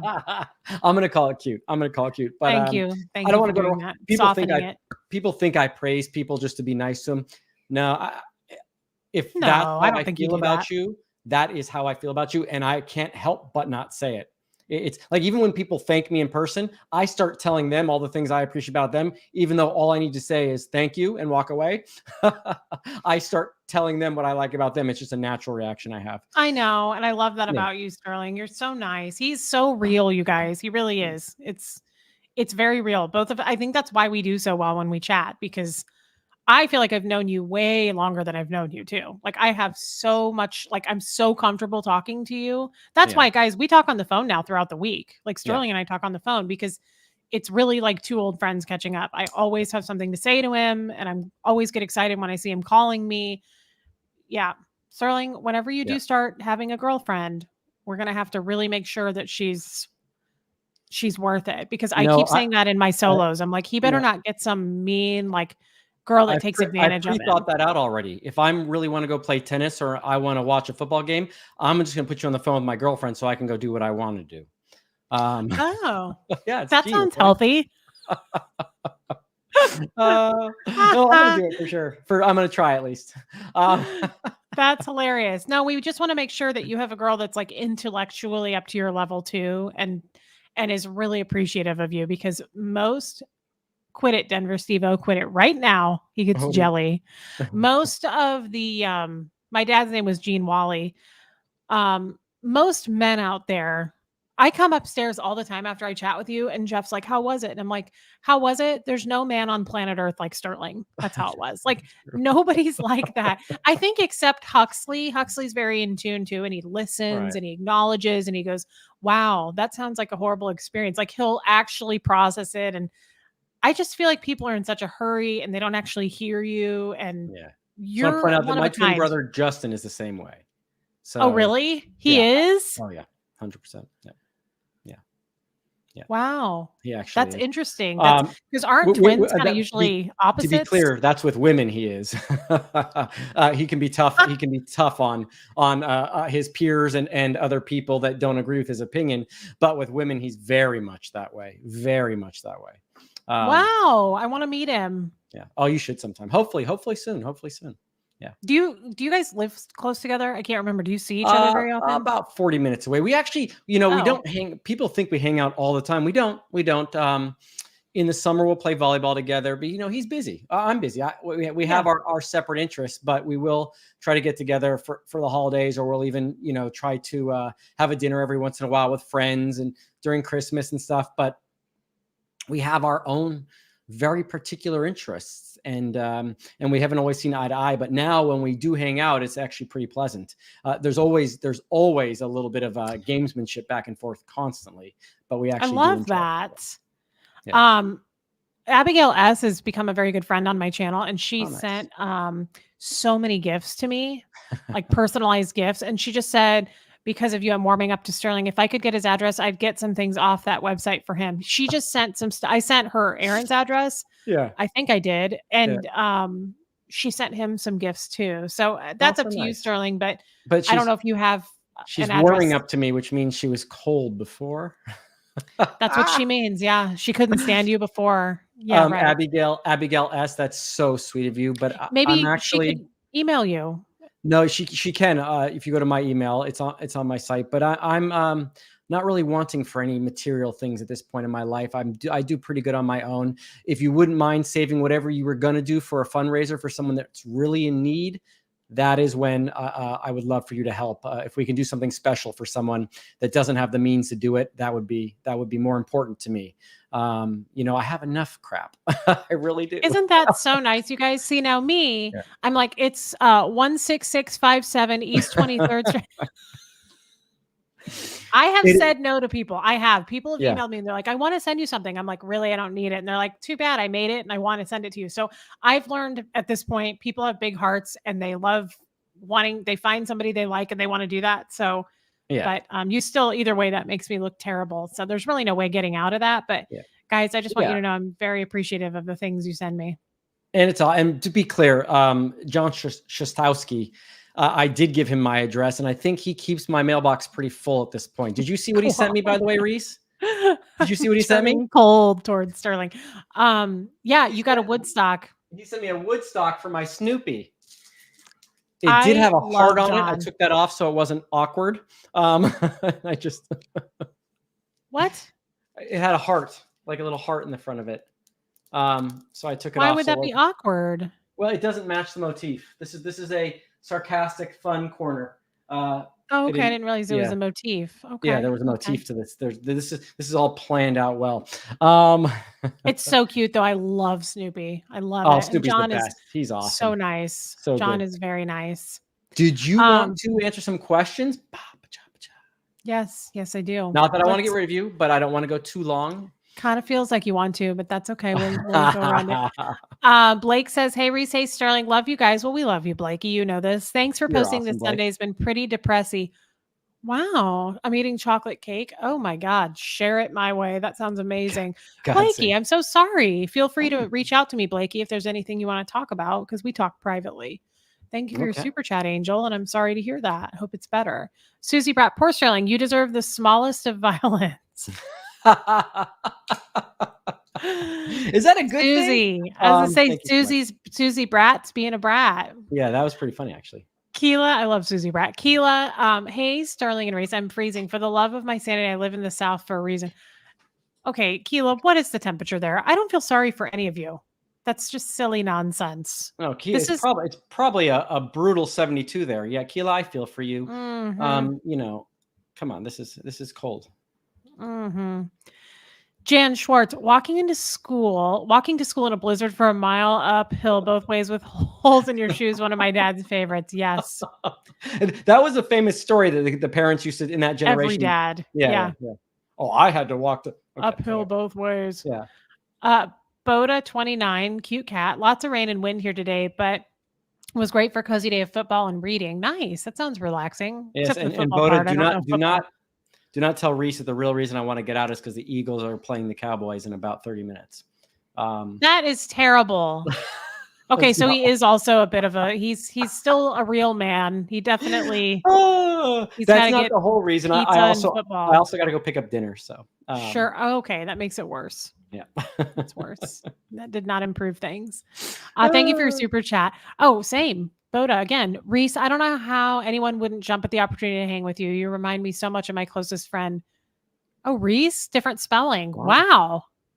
Okay. That's interesting. That's cool. I don't know why either, but I'm not going to beg anybody to hang out with me. I will never be that needy girlfriend, even though I have been known to be needy.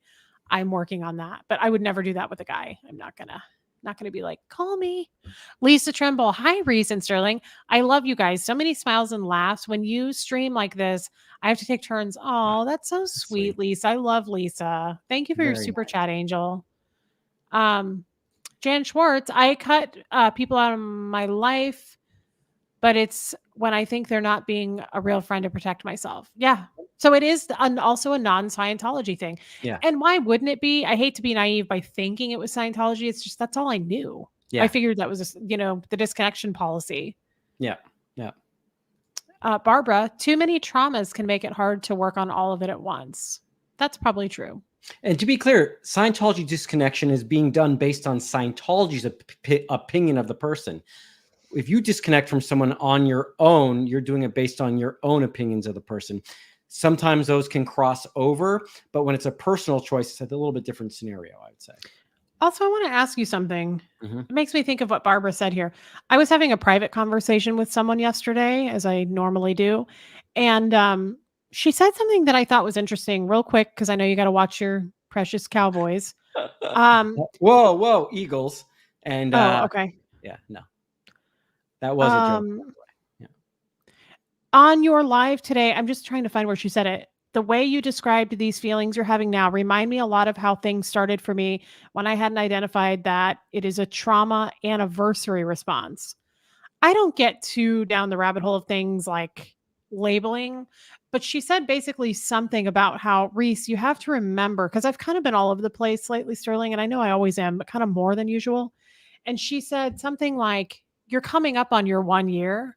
I think that just stirs up a lot of feelings and can probably bring up a lot of, I don't know if that's true. Yeah. I'm just saying, I've noticed this week in particular that I've kind of been more on edge, and it's not Shark Week. So Okay. Do you think it could be that? Like, it could be something like, I am a little bit on edge about the fact that we're coming up on a year. Okay. Okay. Well, I we'll wouldn't just move doubt that on at from all. I that. mean, it's a date that's significant to you. Very significant to you. Yeah. You also, I mean, also, I think the holidays have that effect sometimes on people, but I couldn't speak to that for you. I've only known you for 2 months, but yeah, but it doesn't feel like the holidays to me because I've never put that much attention or importance on the holidays. Yeah. Anyway, we'll move on. Blake, I appreciate you both and everyone here so much. Same, Blakey. Your kind words mean the world to me. I'm glad to have helped. I love Blake. That's so nice, isn't it? It's very sweet. Sorry, I was looking for a comment if I seem distracted. I saw one. I was looking for it to pull it up. It's okay. Snotface, these talks are very healing for everyone. Thank you. I agree. Very much so. I agree, Snotface. Actually, thank you for your super chat. Lisa Trimble, being hurt, rejected, or feeling abandoned causes a fight or flight reaction in me. I still disassociate of shut myself down. Okay, yeah, I could see that. Still working on my trauma and trying to learn better ways to cope. I'm 64. Good for you. I mean, see, I think just Lisa, what you're saying there, just being actively aware of it and trying to just acknowledge it and find a way to work with it is all we can do, right? Exactly. Lisa said yes. Nancy knew. Lisa, thank you for your super chat. Do you think Scientology parents are tougher on their kids than Sea Org parents because they think they need to show they have something to prove because they're not in the Sea Org? No, I don't. Really? You agree with that? I don't know. No, I don't agree. It's an interesting question. It is an interesting question. My thoughts on that are no. I think honestly, Sea Org parents don't ever see their kids as much. They have way more of a purpose what they're doing in Scientology, and I think non-Sea Org parents have more time to shove it down the kid's throat. Maybe. What are your thoughts? I would agree with you. I actually think that's, and several people have said that so far too. That maybe the structure is kind of already built into place for Sea Org kids. There's not necessarily structure in Scientology for the kids, so the parents may be like, let me add structure to your life, so you're applying Scientology fully. I think maybe in the Sea Org, the parents will assume it's already mostly there. It's possible. Mm-hmm. Possible. I think that's an interesting question, though. Allison Byrne, thank you, Big, for your super sticker. Animaholic. What? I said Animaholic. Oh, yeah, I saw that. Yeah. Yes, her name. Carol, how did you recover from that point at 16? I wouldn't say I recovered at all. I left staff and I started doing meth. I started doing heavy drugs for a couple of years and couldn't find my place in life and just got worse and worse. So, Carol, that's a good question, but I wouldn't say that I did recover at all. I'd say now at this point in my life is the first time I'm kind of recovering because I'm identifying things. Lacey Silver, thank you for making my birthday. Oh, happy birthday, Lacey. I didn't know it was your birthday. Happy birthday to Lacey. Thank you for your super chat. Jamie T. Reese, can you stay on for a bit if Sterling has to go? Yeah, I can. Okay. They need me, Sterling. They need you. No. They need me. They need me. Sterling has a football game. He has manly stuff to do and ordering a pizza. So yeah, I was saying that because she put the Eagles in there. All of that building it up of like, he's such a great guy and we hope he gets a great girl. He just knocked it all down like Jenga. It just like fell to the ground. No, he's actually just like, I got a football game and I got a pizza coming. I gotta go. Yeah. No, listen to your feelings. Isn't that how it goes? Isn't that what they do? Go Eagles. Go Eagles. Yeah, that's all he has to say about that. Jamie T, thank you for your super chat, babe. John Shostowski, there he is. Heart on Woodstock, red, be mine. I feel hurt now. Oh, I would too, John. I know. I didn't want Reese to see it, John, and get jealous, so I had to take it off. Reese is jelly. I would have been jealous too, John. That's more what it's about. Well, John, Reese if you want to send me Aaron a would have been jealous too. Aaron would have been jealous too. You can send me anything, John, with a heart on it. I will not remove the heart because I love hearts. Keela, 44 degrees. Keela, I don't even wear a jacket in 44 degrees. Yeah, that's silly, babe. She said, "Go Cowboys." You missed that part. I don't know that I missed it, or did I just do it intentionally? Ignored it? Did you choose to disconnect from it? Did you choose? I chose to disconnect and not see it. Trauma anniversaries are very real. Yes, One True Morbs. I guess so. I did not ever think of that before. Thank you, babe. Lucinda, yay! Finally caught alive. Well, Aren't you pretty? I love your hair. Shame it was interrupted by school drop off. Is it Sunday? Lucinda, what are you doing? No, it's Monday. She's in Perth, Australia. Oh, I was gonna say, how do you know that? And then I went to the second part. Okay. Love you guys and Aaron. Love from sunny Perth, Western. That's so nice. Thank you, I love babe. how she said, love you guys and Aaron. That made my day. No. Hey, everybody. And Aaron. Tampa Bay man, your dad was also abandoned by his dad. That's got to contribute. I'm sure, Barbara. Yeah, I'm sure there's all kinds of stuff there that we're unpacking. Not sure about. Girl on a mission, Sterling. Did not help with. Yeah. What is your love language, Sterling? Also, where are you located? And Reese, your hair looks chic. Thank you. Yeah, I agree. Your hair looks really chic. I disagree. Is it chic or chick? I always thought that was chick. No, when you're describing something like fashion like that, it's chic. It does look good. Is it really? Reese? I think it looks really dirty. Okay, thanks. Tomorrow's going to be washing day. Sterling, let's answer these questions here. Where am I located? Language? That's an interesting question. I'm located in California, and I don't know what my love language is. How would I know what my love? Okay, you need to figure this out if you're gonna be. So yeah, we need to know. I made Jeff do it. Really? Lisa Trimble. Yeah. Reese, get in touch with Jackson. Apparently Jackson is wanting to get a hold of me and I will text him back. There are some people that have reached out to me that I just have not.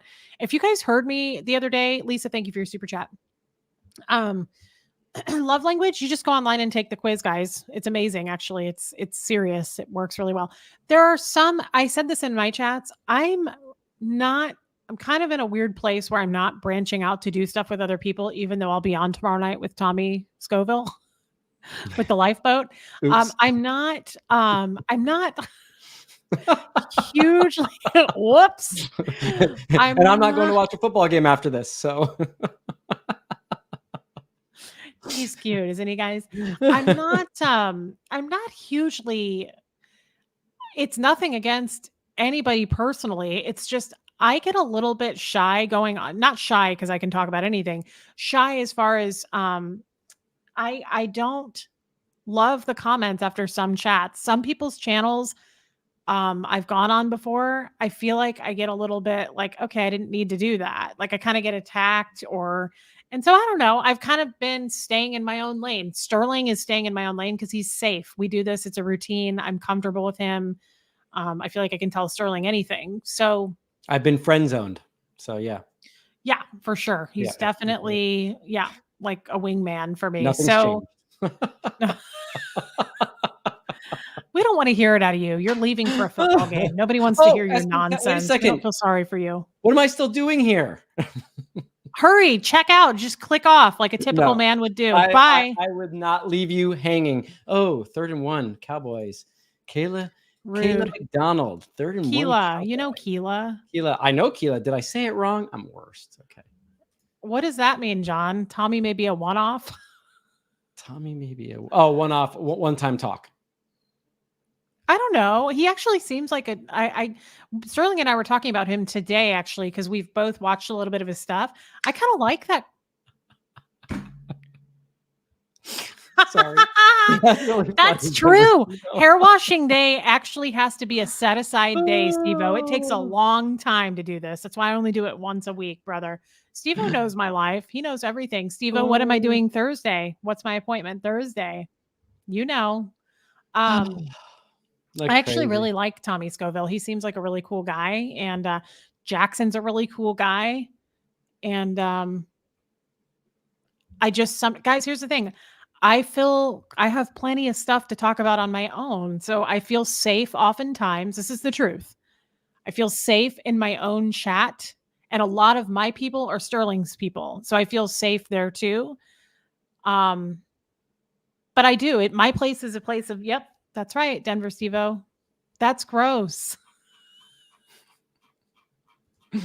Schmear. Did you see that? No, what did he say? I didn't see it. Like locks and schmear. Oh. Yeah, that's a strikeout for him. For Sterling, he can't handle it. I don't like that. We need to build that up. Yeah. Anyway, guys, I like staying in my own lane because I feel safe in my own lane and nobody really attacks me on my channel. Anyway, that's all.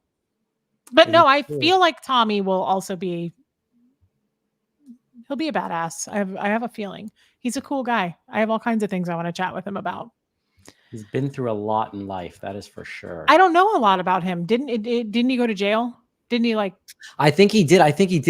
His stuff about Danny Masterson and what's to come for Danny Masterson is actually quite brutal. And his coverage is fantastic. It's just when he describes what's about to happen to that person, it gives me a little bit of anxiety. I mean, even though he committed horrible crimes and deserves to be sentenced and deserves to go to jail, what he's walking into is nothing short of a nightmare. Just nothing short of it. It's just, yeah. Okay. Okay. Yeah. Even my brother calls me, Justin is like, man, did you hear what? And I was like, whew, it's a bit much. But he's being honest. He's being straightforward about it. Like Elizabeth said, he did hard time. He was a bank robber. Yep. I have to be honest. It's kind of a turn on, and I don't know why. I think that's a turn on because I always wanted to be Carmela Soprano. I can see that. Yeah. I've always wanted to marry Tony Soprano. That I can see. Yeah. So I think that's probably why. It's just some weird fantasy I have of being with the bad guy. Is he married? Do we know? Just asking for a friend. Just asking for a friend. I'll be watching your live for sure. Okay, well that's sweet. Okay, well let's hop off here because Sterling has a game to catch. Typical man. Typical I don't have a game to catch. I said 1:30. We still got some questions in here. No, we don't. We got. We don't. You answered them all. I answered them all. But I was gonna say next weekend I do want to talk about that the prison thing. Sure. What is that? Maggot 1227 question for Sterling, not Reese, because it's sports related. Thoughts on Shohei Otani, guys? Here's my thoughts on Shohei Otani. One, I'm very happy you asked this question in a live with Reese and I because she probably feels completely left out of this. You know who Shohei Otani is, Reese? I don't even know what that means. Is it a place? Okay. No. So there's a big offseason baseball move that was done. The Dodgers signed this Japanese-born player to a 10-year, $700 million contract. That's a lot of money. Actually, they broke it down. That's $200,000 for every baseball game he plays for the next 10 years. Yeah, Mahomes got a $500 million contract. Did he? Yeah. So this is the biggest sports contract in North America. But her question is thoughts on it. You know, marketing wise is probably worth it. There are actual other players. Even Mookie Betts had a better season than Shohei did last year. He's getting Tommy John surgery. He's not going to be able to pitch for the first season as far as we know. I'm excited because I'm in LA and I get to watch him play. I don't know if it was worth it, but we're just going to see, right? My people know me so well. I really did glaze over as soon as you said that. Whoops. Suzanne Edwards. No, Shohei Otani did not rob banks. He's a baseball player. Yeah. Yep. That's right.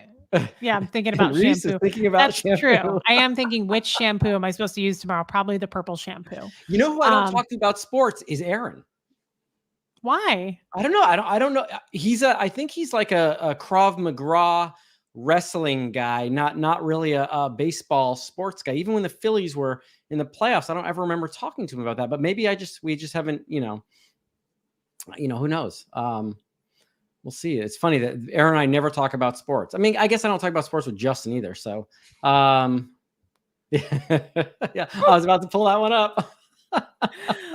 It's that for me. And then Jeff, he'll be like, did you see in the White House today that I'm like, I don't understand any of that. I don't watch it. I don't care. It's so weird that he asked me those questions still. It's the same thing with sports.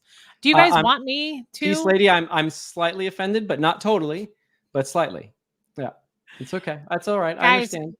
Do you guys want me to stay on for a few minutes? It's the Reese show, and I'm just here. Oh, please. We've heard enough of the nonsense for one night. Yeah, I think it's jiu-jitsu or aikido that Aaron does. Yeah, guys, I'm a lover, not a fighter. Okay. You know what will really hurt is I will stay on and like 900 people will leave. No. When you get off. No. Oh yeah, they will. Oh yes, they will. Trust me, that ain't happening. Yes, they will. Oh yes, they will. I never have this many people in my I promise you not. It's because of you. It's because of you. I promise you not. Okay. I promise you not. Keela and like Barbara and Barb and Armine will stay on. That's it. There'll be like 4 people left. I'm telling you, I never get this many people in my chats. It's because of Sterling. True. It's because Sterling's cute and they like to look at him. No, that's not true. Yeah. Yeah, exactly. Here, who is this? Where did they... Steve. I would like to spend some... Steve gets jealous. He gets jelly. He gets jelly. I'm still here, guys. Why don't you stay just a little bit longer? I'm still here. I haven't left yet. Reese is trying to kick me out. Mm-hmm. Yeah, I'm still here. Guys, if you have something interesting, oh, look at this. Oh, bead maniac. Bead maniac. Reese, I will come over from Sterling's channel to hang with you. Oh. Oh my God. Not Tampa Bay. John, can we watch the game on your channel? I love John. That's so good. I wonder if I can pull it up because I can pull up my screen. You know, I could just put a third window of the game underneath here. How fun would that be? And then we could just keep talking. You know what? You could do that, Sterling. You love sports. You could actually do a little side gig doing that. I know, right? I wonder if YouTube's allows you to do that because obviously you're going to be getting advertising. What does this one say? Oh, here we go. Real quickly. Sterling, are you doing a vacation fundraiser for a friend? Details. I spoke about that. One, I need a foundation to send the money to, so it doesn't come to me. But I'm still researching who and if that's feasible. I think I mentioned it to you, Reese. The idea of, and I only say this because it's something that when I finally had the money to do it, it was so eye-opening for me that I would love to do that for someone that doesn't have a chance, or that's elderly and hasn't had a chance to travel around the world, or at least travel to an exotic location, Europe, etc. So yeah, it's an idea. Interesting. What is this? Well, I mean, Aaron is starting some kind of a foundation, so that's a great idea. Okay, sorry. Blake Reed. I'll stay on. And Sterling, don't forget to tell your girlfriend about our Facts Can Do Academy. He doesn't have a girlfriend yet, guys. Facts can do. See, Reese, everyone's asking you to stay. I will stay. I'll stay for them. I'm not going to stay for long. I'll probably stay for another 30 minutes. Yeah. Isn't that funny? Though. They're so funny. They're pretty funny. They get clingy with me and I get clingy with them because we have a daily thing now going. Right. I don't really skip a day. And if I do, people act like they're going to send a wellness check officer over. Like people will reach out and be like, "You took yesterday off. Is everything okay?" Oh, hey, this is a good question here. Okay. Anna, questions for Sterling. My 10-year-old son asks me daily, Messi or Ronaldo? I just take turns choosing. What's your opinion? Are we talking about who's the best football player, soccer player of all time? That's a tough one. That's really, really tough. Because Messi has won a World Cup, I would have to now say Messi. Prior to that, pretty even. Maybe a little bit to Ronaldo, but Messi, I would definitely say is the GOAT. Reese, would you like to weigh in on this? I'm laughing at this. That's an inside thing that you know nothing about. Sorry. Okay. No, I couldn't weigh in on that if I was being beat to death by a fax machine. Or a newer piece of equipment. Elizabeth Sarah, Pele people. Yeah, Pele was fantastic, but no, I don't think he's the same level as Messi. Sorry, guys. See, I have people who will leave because there are better people out there. See this? I'm going to leave if Aaron or Zach goes. I went on when Aaron was on the other day, and I was pleasantly surprised by how much of you guys tuned in to my channel at the same time. And I know you guys make an effort to watch it after too, and that's always appreciated. Did you really? See, I always try to avoid going on when Aaron's on because it's the shame I think I'll feel. I'll have like 6 people on if Aaron goes on. So I'm like, I don't want to do it. I don't want to do it. I don't want to see the number. It wasn't intentional. It was my normal Saturday morning slot. Did you see my Saturday morning live? What I named it? That one about nothing in particular. Oh yeah, I came in. I gave you. Oh, that's right. That's right. You did. I forgot about that. That was you again. I forgot. Yeah, that's right. Yeah, if you remember, that was me. Jilbo Baggins. This is the best chat on all of YouTube. Don't spread the word so we can keep her all to ourselves. I love Jilbo. Guys, I do have to say though, while we're here, if there's any Sterling people that want to follow me and subscribe, I have lost subscribers the last 3 days now. It has been I have not gained 1 subscriber in 3 days. So please make sure that you're subscribed if you want to be. If you're unsubscribing because you just can't stand my face, I get it. But please make sure while we have this many people in here, I really wanted to kick it up a notch for Christmas, and I'm getting close to even 18,000, but it's not about the numbers, but still it kind of is. When I start losing for 3 days, I'm like, ooh. The numbers get addicting, let's be honest. I mean, I froze. Oh my God. Oh. Here, I got to take a picture of the faces that we froze on, by the way. I'm not frozen. Oh no, but you're frozen on mine. You want? Oh man, that sucks. No, watch, it'll come back, but I have to. I got to pull this up and show you because it's pretty funny. Okay, are you gonna text it to me? No, I'm gonna put it on so everyone can see it on the live. No. I'll text it to you. Because you look cute. You look happy. I bet I look awful. I have like one eye open, I'm sure. No, it's not that bad, actually. It's not that bad. But you know what? That's probably a good time for me to well, I actually can't exit. But don't exit me yet. 1 second. Let me find this picture so I can send it to you. Because you're gonna like it's gonna make you smile. You can't leave. Do I have to like kick you out? What does that mean? I think you just gotta say remove, but oh my goodness. Oh, this is so good. Okay. You can pop it up if you want, or I'll just show the chat. I don't think I can. Let me see. I'm still frozen. Darn it to hell. Excuse my language, everybody. Where is it? Hang tight. I got this. I just had it. Oh, there it is. Okay, Reese, it's coming your way. Oh, that's hilarious. Oh, he's back. Oh, I'm back? Oh my Yay! God. Of course. Of course that would be the case. Sterling looks cute, boyish. Look at me. I look like I'm trying to poop and it won't come out. Oh, that was so good. Oh, I look like I need help pooping. And thank you, Jilbo, for being on screen when that came out. That sucks. All right. Lucky you. Sterling's cute. Of course he is. Yeah. All right. That's just luck. Yeah. That's just luck, guys. Thank you for resubscribing people who want to be. I really appreciate it. Jeff, that's Sterling. You should just bring the game up on another screen. And I do have another screen, and then give the typical canned responses like, yeah, sure. Yep. Right. I hear you, Reese. I hear you. Mm-hmm. No good. Oh, yeah. Be that kind of a guy. Yeah. Just, yeah. Mm-hmm. Oh, come on. This bitch won't stop talking. Mm-hmm. Mm-hmm. You're doing it better than me. You have to admit, that was pretty good. That was, that's one thing I can say I like about Jeff. He doesn't care about sports at all, but actually I think it's just a trade-off. His is politics. Like he's all of it. We sit down to eat dinner and he's playing like a Congress hearing. No joke. He'll like play it on his phone, be listening to it in his earbuds. So It's kind of the same thing. Never mind. I wish I had known. No one saw you freeze, Reese. Sterling does kind of look like Kevin Kline. I never thought of that, Peace Lady. Yeah, my mom says Greg Kinnear actually all the time, but Kevin Kline. I love Greg Kinnear. He kind of quit acting. What happened to him? I don't know. He was funny. He was so good in what's the one with the Little Miss Sunshine? Such a good movie. I love Little Miss Sunshine. That's a great movie.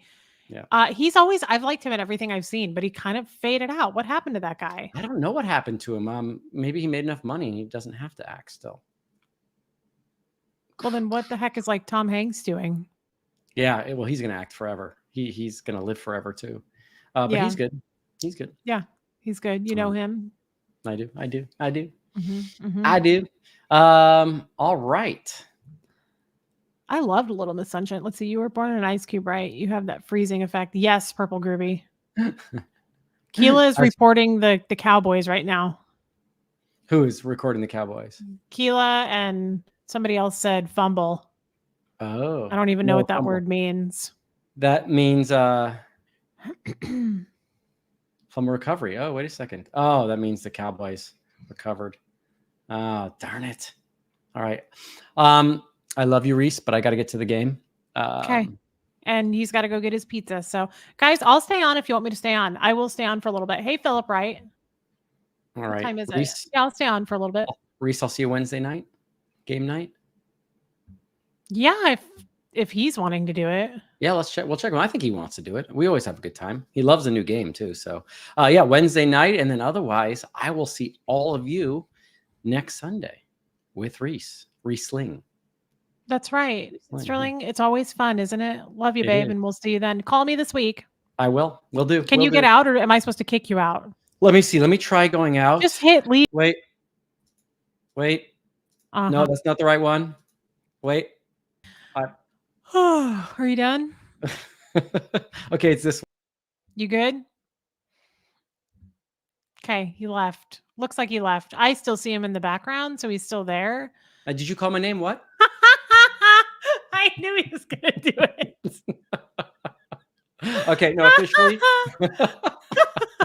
Did someone say Sterling? No, I'm leaving. I'm not being needy. Here we go. I'll talk to you later.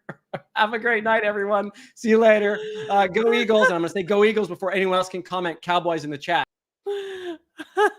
You guys, I love Sterling. I love him so much. Okay, he really did leave.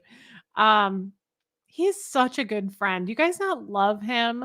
He is so wonderful. God, my face looks really close to the screen now. He's so fun. I love his sense of humor. Well, hello, everybody. Watch this number drop. Watch it drop. This is funny. Everybody watch. Everybody's going to leave. I never get these kind of numbers in my chats. So I know it's because of Sterling, and that's okay. But I know my precious few will stay. Wasn't that great? Guys, seriously, though, while you're here, please make sure that you're subscribed. I'm getting kind of sad. Megan, where did I get this top? I have never worn it. I just took the tags off as I was putting it on. I've had it for years. H&M. It's like they're super thin. I just bought another one at H&M. It's like really thin. $5. I got it on the sale rack for $5, but they have all kinds of prints of these. And I like a turtleneck sometimes. Kind of makes me feel skinnier. The gold is nice. Well, thank you, John R. Oh, you subscribed tonight, John R. Thank you. How many subs have I lost? 6? Yeah, I think 6 to 10. Yeah, really in panic mode here, guys. We got to crunch those numbers. Tell your friends, get your mail person, get your doctors, get everybody to subscribe. All of your your employees that you work with, everybody. Tell your mom. I'm totally kidding, by the way. I don't know, Wonder Woman, why they would push that narrative. I just don't know. Kara McAllister, love you too, babe. Thank you for your super chat. That's so nice. I saw a bunch of Sephora comments, Pat O. You guys are hilarious. I should be like a sponsor. I should have a sponsorship with Sephora. Yes, Barb, if you don't mind, please do. So many people from my live last night bought so many Sephora colors, and I think it's hilarious. Guys, the sale ends today. Sephora brand stuff is 30% off. Everything else is 20% off. That's a lot. They have hair products. They have perfume. They have everything. They never do that sale, so take advantage. Thank you, Mother Bear, for doing it. Riley's human. You have to subscribe every night. It's so weird. It's such a job for you. Philip Wright, not going anywhere. I love Philip Wright. Thank you, Philip. Ty's channel. Are you joking? I caught you guys. Dedicated subscriber here, Reese. I'm not going anywhere. I know that about you. Yes, I love you. Thank you, babe. Well, thank you, Jeff. You look marvelous. Thanks, guys. I really don't feel like I look that great. I know. Paula, I need some Sephora swag bags. Yes.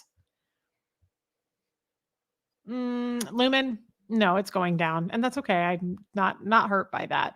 People love Sterling, and why wouldn't they? I love Sterling. Oh, I'm still on the mic, aren't I? That's okay. We'll keep that up. I love Millie the dandelion. Tampa B Man, I should do the game with Natalie. I kind of know who she is. I watched a little bit of that live with Aaron. Oh man, Wonder Woman, you have no idea. I was in sales and marketing. I am a good salesperson. I'm good at sales.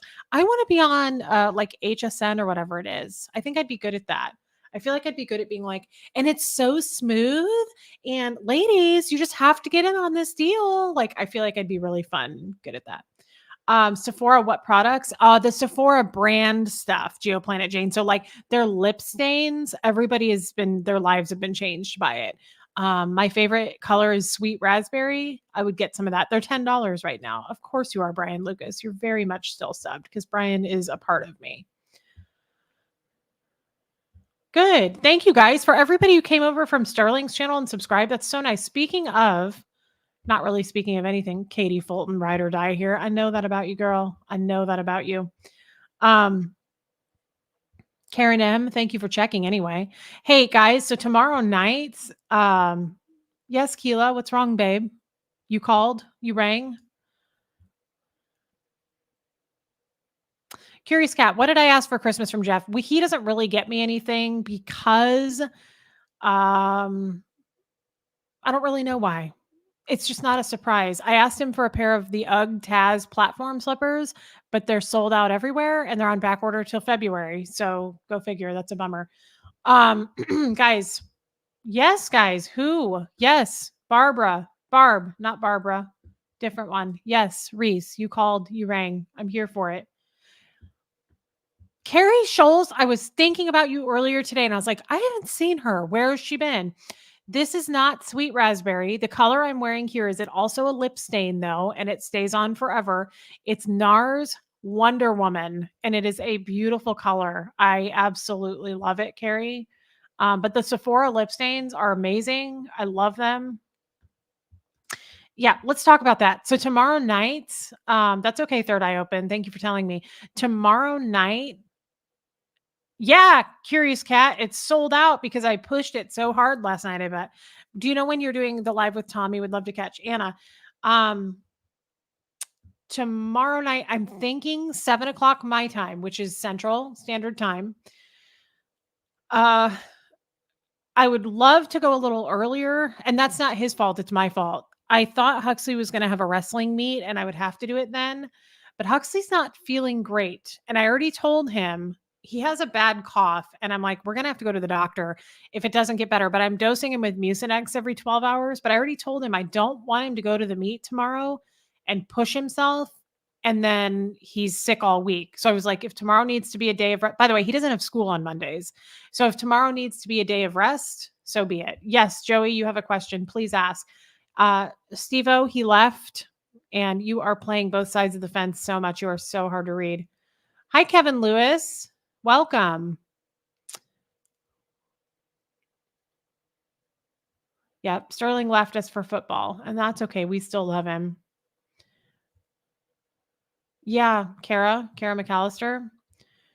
Looking forward to our anniversary chat with Aaron after 1 year. Yes, I am too. I'm having weird thoughts and feelings about that, by the way. Wendy Moe, how cute. Not about doing it with Aaron, just the fact that it's coming up on a year. I'm a lurker from the start, been too timid to message, but because of you, I went to Sephora for the first time today. Love the lip stains. Oh my God, I love that. Babe, speak up. We want to hear from you. That is so kind. Thank you for saying something. Lumen, you got the sweet raspberry. Paid via my Kohl's card and got Sephora discount plus free shipping. That's amazing. It's a color. I feel like it's a universal color. Really, I do.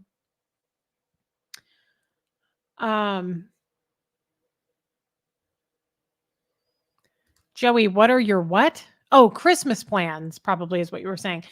I lay low for Christmas. Of course, I have a child, so it's all about him. We'll put presents under the tree. A bunch of you. Oh, good, Steve. I'm glad to hear that. A bunch of you have sent Huxley gifts. Our good friend Lydia, not Lydia Von Stretch Claw, but Lydia who got Huxley the coat, the jacket, the Chiefs jacket for Christmas. God, I feel like my face is like right in your guys' face. Let's back this up. Maybe that's it. I just feel like I'm like too much in your face. You don't need to see me that close. It's not a lot to look at there. But yeah, we're going to just do a normal Christmas. I will try to cook something. We'll probably go visit Jeff's mom. Mike 698, really like when Jackson is on with someone. Genuine guy. I think you guys will hit it off quickly. Plus he's older, so that's totally your lane. Mike, you're hilarious. Thank you, Mike. Yeah, no, Guys, I'm just comfortable right now, but my pores are wonderful. Thank you so much. I love to hear that, especially at 39. Oh, Creekside Acre, keep going. Okay, Barb, I hear you. I see you. Keep going. 7 p.m. my time. Oh, well, Nancy New, catch it on the replay, babe. Catch it on the replay. I love that you guys went to Sephora. You're so funny. It was worth it. It was worth it. I'm telling you, it was and it's not over, guys. The sale ends tonight. I might have to use Tampa B Man's account to get more stuff, but I'm not going to do it. I'm not going to do it. Don't do it.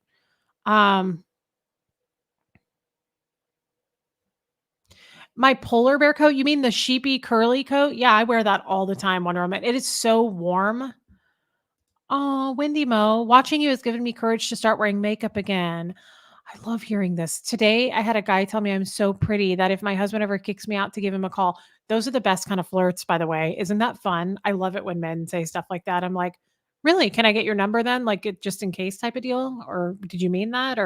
And then I creep them out and they go away. But it's always a nice feeling. I like it when men flirt as long as it's not creepy. Like I don't like a creepy flirt or when they say creepy things, but I'm all for it. I'm all for it. I'm looking at you, Denver Stevo.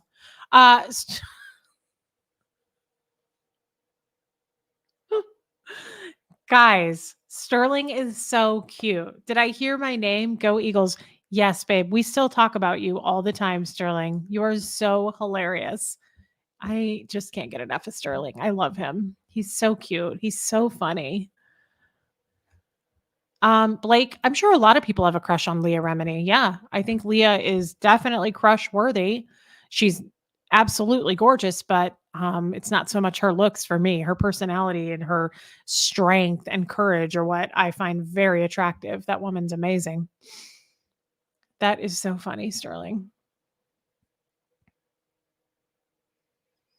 Oh, Nancy knew you're a night owl anyway. Okay.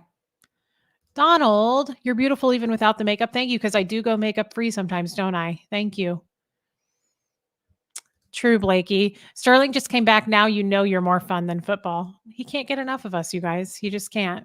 He'd like to think he can, but then he just comes back for more.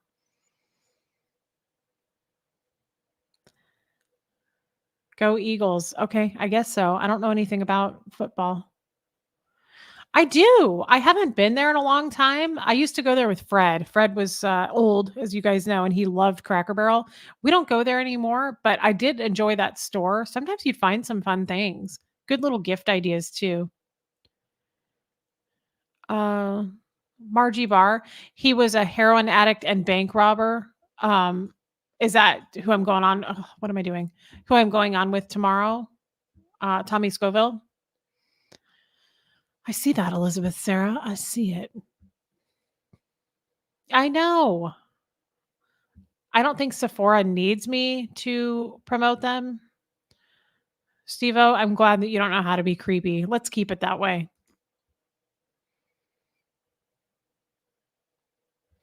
Cracker Barrel, they're good. I don't eat anything but their breakfast, though. I don't like chain restaurants and like, I shouldn't say that. I guess there's some chain restaurants, but I really don't. I love their pancakes, but I don't get pancakes being diabetic. But I would do it like once or twice a year. They're so good. They have such good pancakes.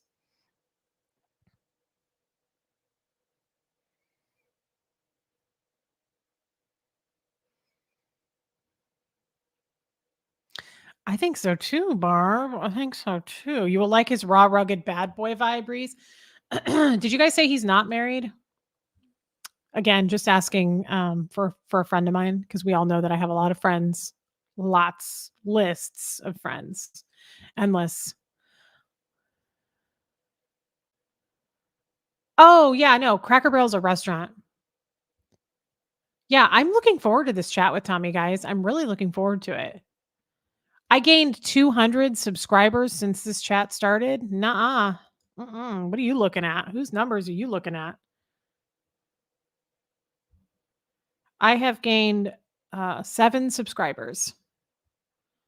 Total of 7. Matt B. I don't recognize you. This might be a new one. Matt B, thank you for your super chat. Yeah, no, he is cute. I agree, Barb. He's not hard on the eyes. No, he's cute. Guys, let's talk about that for a minute. People in the chat. Aren't guys like that kind of attractive when they have a past like that, or is it just me? I don't know. I think it's kind of hot when they reform, and I don't know. Maybe it's just me. I don't really want to go any further. Look, I was attracted to the character Tony Soprano. I did hate that he cheated on his wife. I couldn't have that part of it, but I'm strongly attracted to James Gandolfini, the actor, which is probably, I like chubby guys. Jeff is a very chubby man. It's just a thing for me. Big chubby guys. I like it. I don't know Jeff Dunham. No, I don't know who that is, Joey. Yeah, it's kind of hot. It's kind of hot. Yeah, Amy, 27. I get it. Screw the numbers. You true YouTube friends are all here. We're not going anywhere. Totally. And I agree. I just think it'd be fun to get to 20,000. You asked a question in the chat, Matt B. Good Lord, man. We don't want to overlook that. Please, by all means, retype it for us, Matt, and put it in caps like you did before. Yeah. Or should we call you Carmela? I want to rewatch The Sopranos. I've already watched all of it twice, but it's long. So it's many seasons. I think it's 6 seasons. Yes. No, I knew that. Tommy has reformed, no longer an addict or robber, and he helps so many people kick the habit. That's why I'm looking forward to this, guys, because also I saw that he has a cat. I like that he's an animal guy. What is my favorite Christmas movie, Joey? Love Actually, by far. I like that he's an animal guy, and I do honestly look forward to this chat because he and I texted each other today, and I really like what he had to say. He's a very down to earth guy. I don't know him yet. And I texted him back and I said, I don't know you yet, but I'm really looking forward to knowing you. And I said, I hope that we can keep this up and make it a regular thing because I just like what you have to say. I like your point of view on life. He said something like life isn't that bad and connecting with people is what really matters. And I just really liked his point of view. I love it when you meet somebody and you don't know them yet, but they say things immediately that you're like, oh yeah, I could be friends with this person for sure. Susie the Spicy Little Princess. Oh yeah, of course you do. Big chubby guys is where it's at. I love. So then I have hope that there's men out there that are attracted to chubby girls. Like I hope that not all guys are just attracted to like teeny tiny women, but like also this kind of chub. You know what I'm saying? I hope so. Frank Zappa. I don't know if I know who that is. Wasn't he a singer? E. Jensen. It's my first time participating in a chat. I love Wednesday night game night. Will Mike continue to play? The 4 of you were great. I sure hope so. And thank you for being here and welcome. I hope that he does. Yes. I really liked Mike too. I would like to do something with him as well, just one-on-one. Rosalind, you aren't that chubby. I'm pretty chubby. I'm 180 pounds ish. Pretty chub. No, I'm about 185 really, if I'm being honest with myself. You prefer big chubby guys, not for you, but for the girls. Steve-O, you're always so giving like that.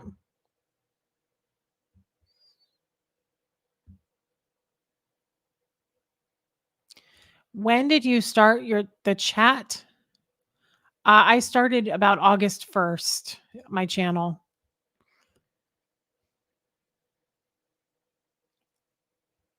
Yeah, I want to hear this guy's story. I'm reading your comments.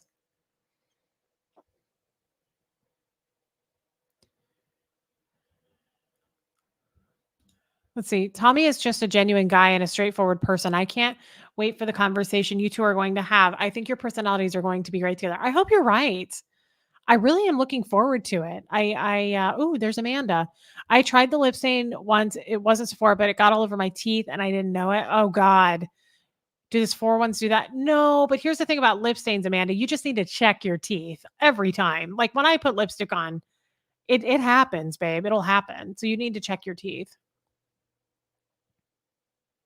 Yeah, Abigail says Tommy is very supportive of Aaron. I know they're friends. He's done many videos to support him, Reese you, and he should get along well. I don't think we'll have any issues. I just think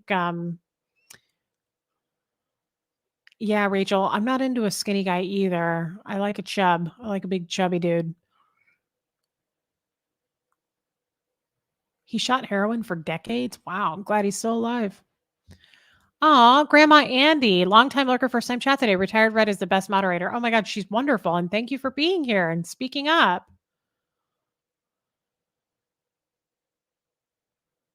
What do we plan on talking about, Blue Drill? I don't know. I haven't talked to him about it yet, but I do best. What is Tommy's channel name? The Lifeboat. I do best not having a plan, if that makes sense. I think most of you who've followed me and have watched me long enough,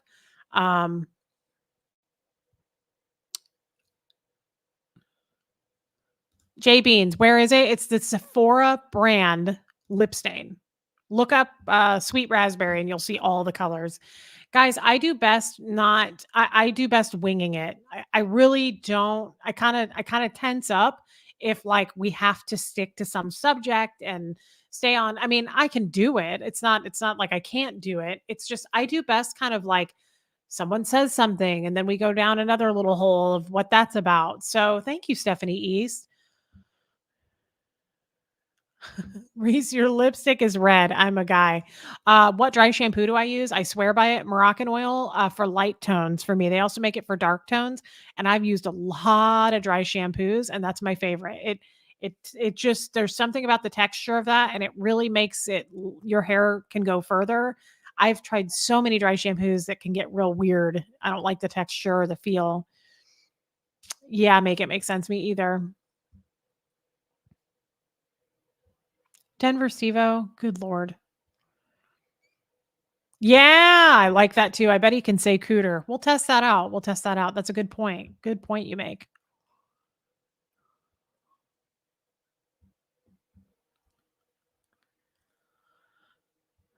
How long does anybody know? I'll find out. But how long was he in prison? Joey, I live in Kansas City.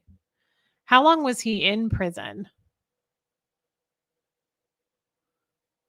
Oh, Jilbo Baggins, not Moroccan oil, babe. Have you smelled Moroccan oil products? Oh my God, it smells amazing. I love the smell. Oh,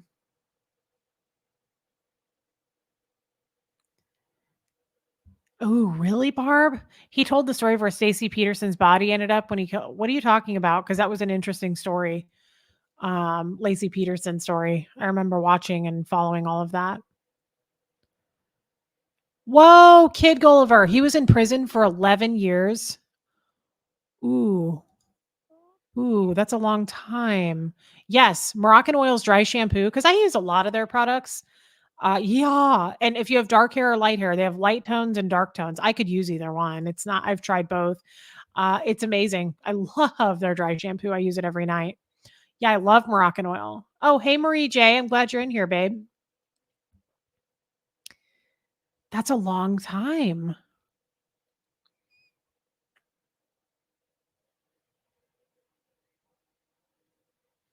That's crazy. Do I need this in anymore?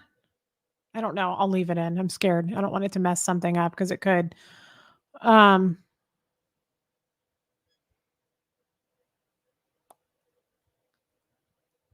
crazy, Barb. I did not know that. Yeah. So did Scott Peterson kill Lacey Peterson? I think he did. But then I saw some documentary about it like a year ago that maybe he didn't. Like stuff is coming. I watched that. Now I need to rewatch it because now I remember there's a lot of things that came out since that like proved that he didn't do it. That was weird. Barbara, try it. I think you would like that dry shampoo. Really? It did imply the thing I watched. What did I watch? It kind of implied that he was framed. Ooh, I'm uncomfortable with that.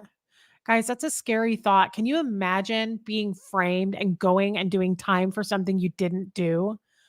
I would just end it all. There's no way.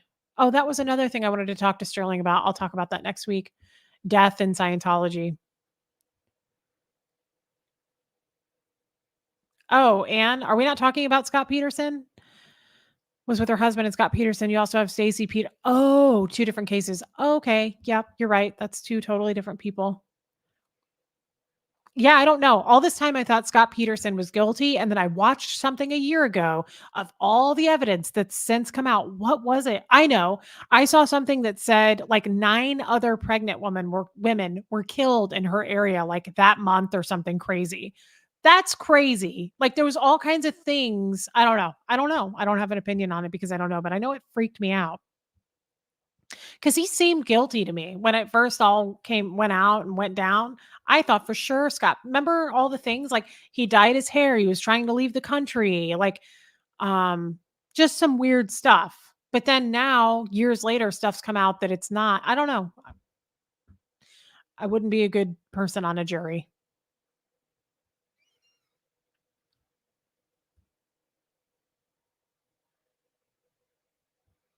That's amazing. Roxanne wins. I'm going to start that Mindhunter again. Wrote a book in there frequently on you. Oh my God. That was the best show. Okay, everybody's saying Scott did it, and he probably did, guys. I just remember whatever I saw. Okay, everyone is like, Scott did it. That's okay, human. We're just glad you're here. I am going to sign off soon, though, guys. It's been 2 hours.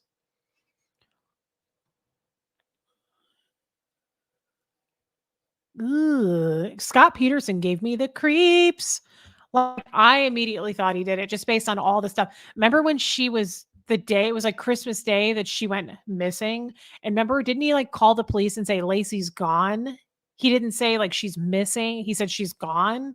Yeah, there were too many weird things. Didn't he like put the house up for sale like 2 days after she died or something? I was weird. There was too many weird things. Guys freak me out.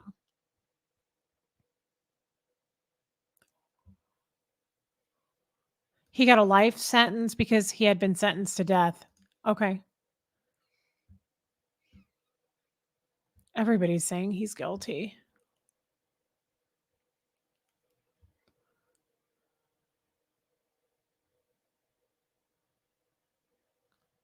Yeah, I'm really excited to talk with Tommy. I just am. I see a lot of things in him that I like, a lot of attributes that I like about him.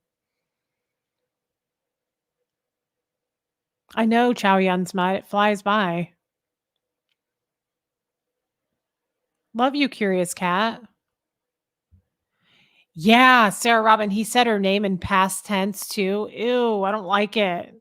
I don't like that. It really gives me the creeps that you can be married to someone and not know them. Like, dude could be chopping you up and you didn't even know and you were married to him. It makes me so uncomf. Ooh, I don't like it. Yeah, so Elizabeth, it's tomorrow night. Tommy and I are gonna get on tomorrow night. I think it's gonna be 7 my time, Central Time, but I kind of wanna see if Huxley's not gonna go to his wrestling meet. I would rather do like 6 o'clock, like we did with Sterling tonight. But if it has to be 7, that's totally fine too. I don't know Tommy's time zone. I don't know where he is. Yes, Kilo 7 Central. I know Tommy's going to love you, Reese. He's wanted to make a video with you for a long time. Yes. Yes, I'm looking forward to it. I really am. That's right, Amber Frey. He had an entire girlfriend on the side. Oh, man. People, you just don't know a person. Yeah. Nicola. Likewise, Reese, I see a genuine character in Tommy. We'll see you tomorrow. Yeah, and I hope that you guys hey, Eileen. Where did it go? Eileen said hi. Just want to say hi back. Me too, Mother Bear. I hope that he's better. It's weird. I Huxley's had a cough for a couple of weeks, but now it sounds worse and he sounds congested. And so I'm doing Mucinex D, decongestant. I just got more at the pharmacy and he has no other symptoms. So I think I'm gonna maybe think about a doctor's appointment if we're gonna hit the Mucinex every 12 hours for the next like 2 to 3 days. And then I'm not gonna mess with this. Now he has no other symptoms, no fever. Um, he seems to be fine otherwise, but yeah, I'm not comfortable with this cough. I don't like it. No way. Edie and me, Miller. The documentary you're talking about was from the evidence his family put together. Wow.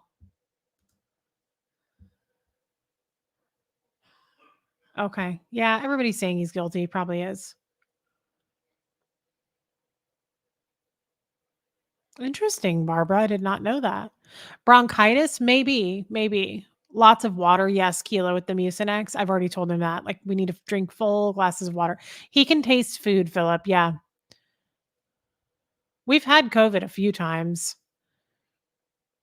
Yeah, there's a chest infection going around. It's not anything I wanna mess with, so I'm gonna hit the Mucinex. I'm gonna have him take it like we're supposed to, and then, his doctor's easy. His pediatric doctor is not hard to get into, um, so we'll be sure to do that. I just wanted to actually try this first because I know that when we go to her, his doctor, she'll be like, "So what have you been trying at home?" And I'll have to be like, nothing." So, yeah. Good night, Creekside Acre. That's wild. Yep, lots of tea, soup. Mhm. I do that anyway. Oh, Mara, really? Your daughter just came off a long respiratory virus, missed 20 days of school, wasn't COVID or flu. Oh god. I hope she's all right now. That's what I'm worried about. That's what I'm worried about, Mara. Okay, well, I won't mess around. I take this stuff very seriously. At the same time, I don't rush to the doctor like immediately. I try to deal with stuff like with over the counter first, but if it's like a matter of days and it's not improving, we'll go to the doctor. He may need an antibiotic or something. Bye, Lisa Scholes. Ooh, yeah, you're in Modesto. Yikes. What? Scott told Tommy what he did with Stacy's body. Different. Okay. 13 years in prison. He doesn't, sadly, I'm shocked. Jeff and I love garlic. He's not a huge garlic person. I could eat garlic just cooked, but raw. Like, I could just eat. I used to buy it at Whole Foods that way. Okay, she's good now. You did Mucinex. Okay, Mara. All right. Well, I'm not going to mess around. As a matter of fact, I am going to let me track where Huxley is, guys. He went with his dad today, which was nice. He hasn't been with his dad for a long time. I am going to hop off here shortly because I want to catch him. Okay, he's on his way home. They're 12 miles away. So I am going to hop off here shortly. Okay.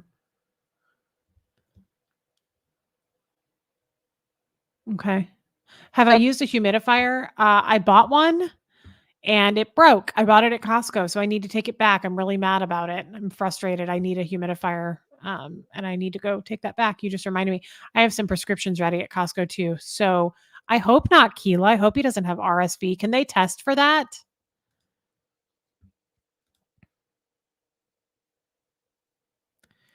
Wait, Tommy. Bye, Elizabeth. Spent a year working with Scott Peterson every day. He told Tommy everything.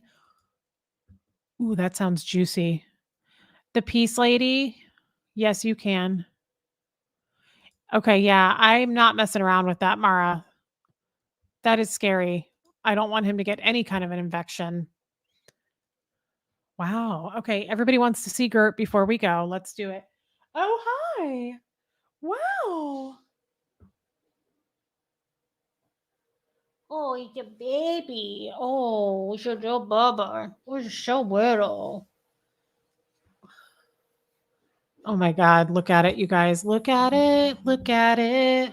It's been napping, sleeping away. Look at how cute. Look at how little. So dainty. Did you know that you were this small by chance? Did you happen to know that you were absolutely tiny? Unreal, you guys. Did you know that you were born next to Jesus in the manger? Did you know you've never made a mistake in your entire life? And you were sent down by angels? Oh my God. Extra small, Katie, extra tiny. Oh, Millie the dandelion Gertie. She says, Gertie Wertie. Yeah, Huxley has a lot of close contact doing wrestling. I'm not going to let him wrestle tomorrow. I'm not going to let him wrestle this week if he's, and he even said he won't be able to anyway. The refs won't let them. They do a physical check on him. So she is a frosted mini wheat with eyes. Guys, there's a lot of people still in here. Please make sure that you're still subscribed if you want to be. I would appreciate it so much. Look at how tiny though, honestly. It's really a lot to take in. It's a lot to deal with. My dog, Wendy, I think she's about 9. I rescued her when she was 2. I love Moroccan oil products too, Carol. I will. Don't worry. ShanWow, Mucinex, don't worry. I won't mess around with it. I don't mess around with my child's health. I'll mess around with my health, but I'm not going to mess around with his. Abigail, test Huxley for COVID. I had a cough for 5 days, went to test the day before church because I work with kids. It was positive. Okay, I can do that. I can make that happen. Oh yeah, RSV is viral. Okay. What kind of dog is she? I think she's a mix between maybe a Brussels Griffon and a Yorkie, but who knows? We just know that it's tiny and it works. Look at it. Look at the face. Look at the face. Dainty little kisses too. Dainty is all get out. Everybody knows. For the people in here that don't always watch, she was born right next to Jesus in the manger. So, yeah, she grew up with Jesus, with JC. Tommy's too much of a gentleman. Gertie never gets hyper or barks. Not really, no. Guys, I know baby Chewbacca. Oh my God, it's too much. Every time I see her, and I've seen her every day for 7 years, every time I look at this dog, it's like I've never seen her before. I fall in love every time. I've seen a Brussels Griffon. Yes, she looks similar to a Brussels Griffon. Too little, really tiny. Dainty. Oh my God, that's so funny, Jarrett. See, we need Gertie bumper stickers, WWGD. That's hilarious. And yes, we should come up with that. Keela, don't worry. Jeff and I were talking about it and we're looking into the merch store stuff. Don't worry. We're all over it, babe. Yeah, it's a lot, guys. No, Tommy wants to just stream it actually onto my channel tomorrow night. I asked him if we want to do both channels and he said he would prefer to just come onto my channel. So it will be on my channel, guys. I think that's what he said. We'll work it out and I will post it. Don't worry.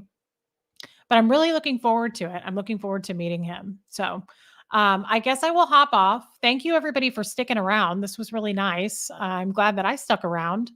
And I will be back on tomorrow night with Tommy. And, you'll see me all week. Make sure you're subscribed. And I love you guys. Thank you for all your super chats. Thank you for all your wisdom. Thank you, Ty's channel. And I really do love and care about you all. So thank you for sticking with me. And thank you for your private messages. And just, I really, really appreciate my relationship with you guys. I love the connection that we have. Don't worry, Tampa Bay man. We're not going to go there. I was just kidding about that. I kind of stick to that kind of chat on my own channel, guys. I don't chat about weird, uncomfortable things with people and push boundaries. I'm not going to do that. So I think you guys know me well enough. I won't do that. Okay. Love you, Armine. Love you, Peace Lady. I got Gertie here. I will see you guys tomorrow night and everybody have a nice evening. Okay. Here comes, I'll put Fred on and I'll see you guys tomorrow. Thank you again for sticking around, guys.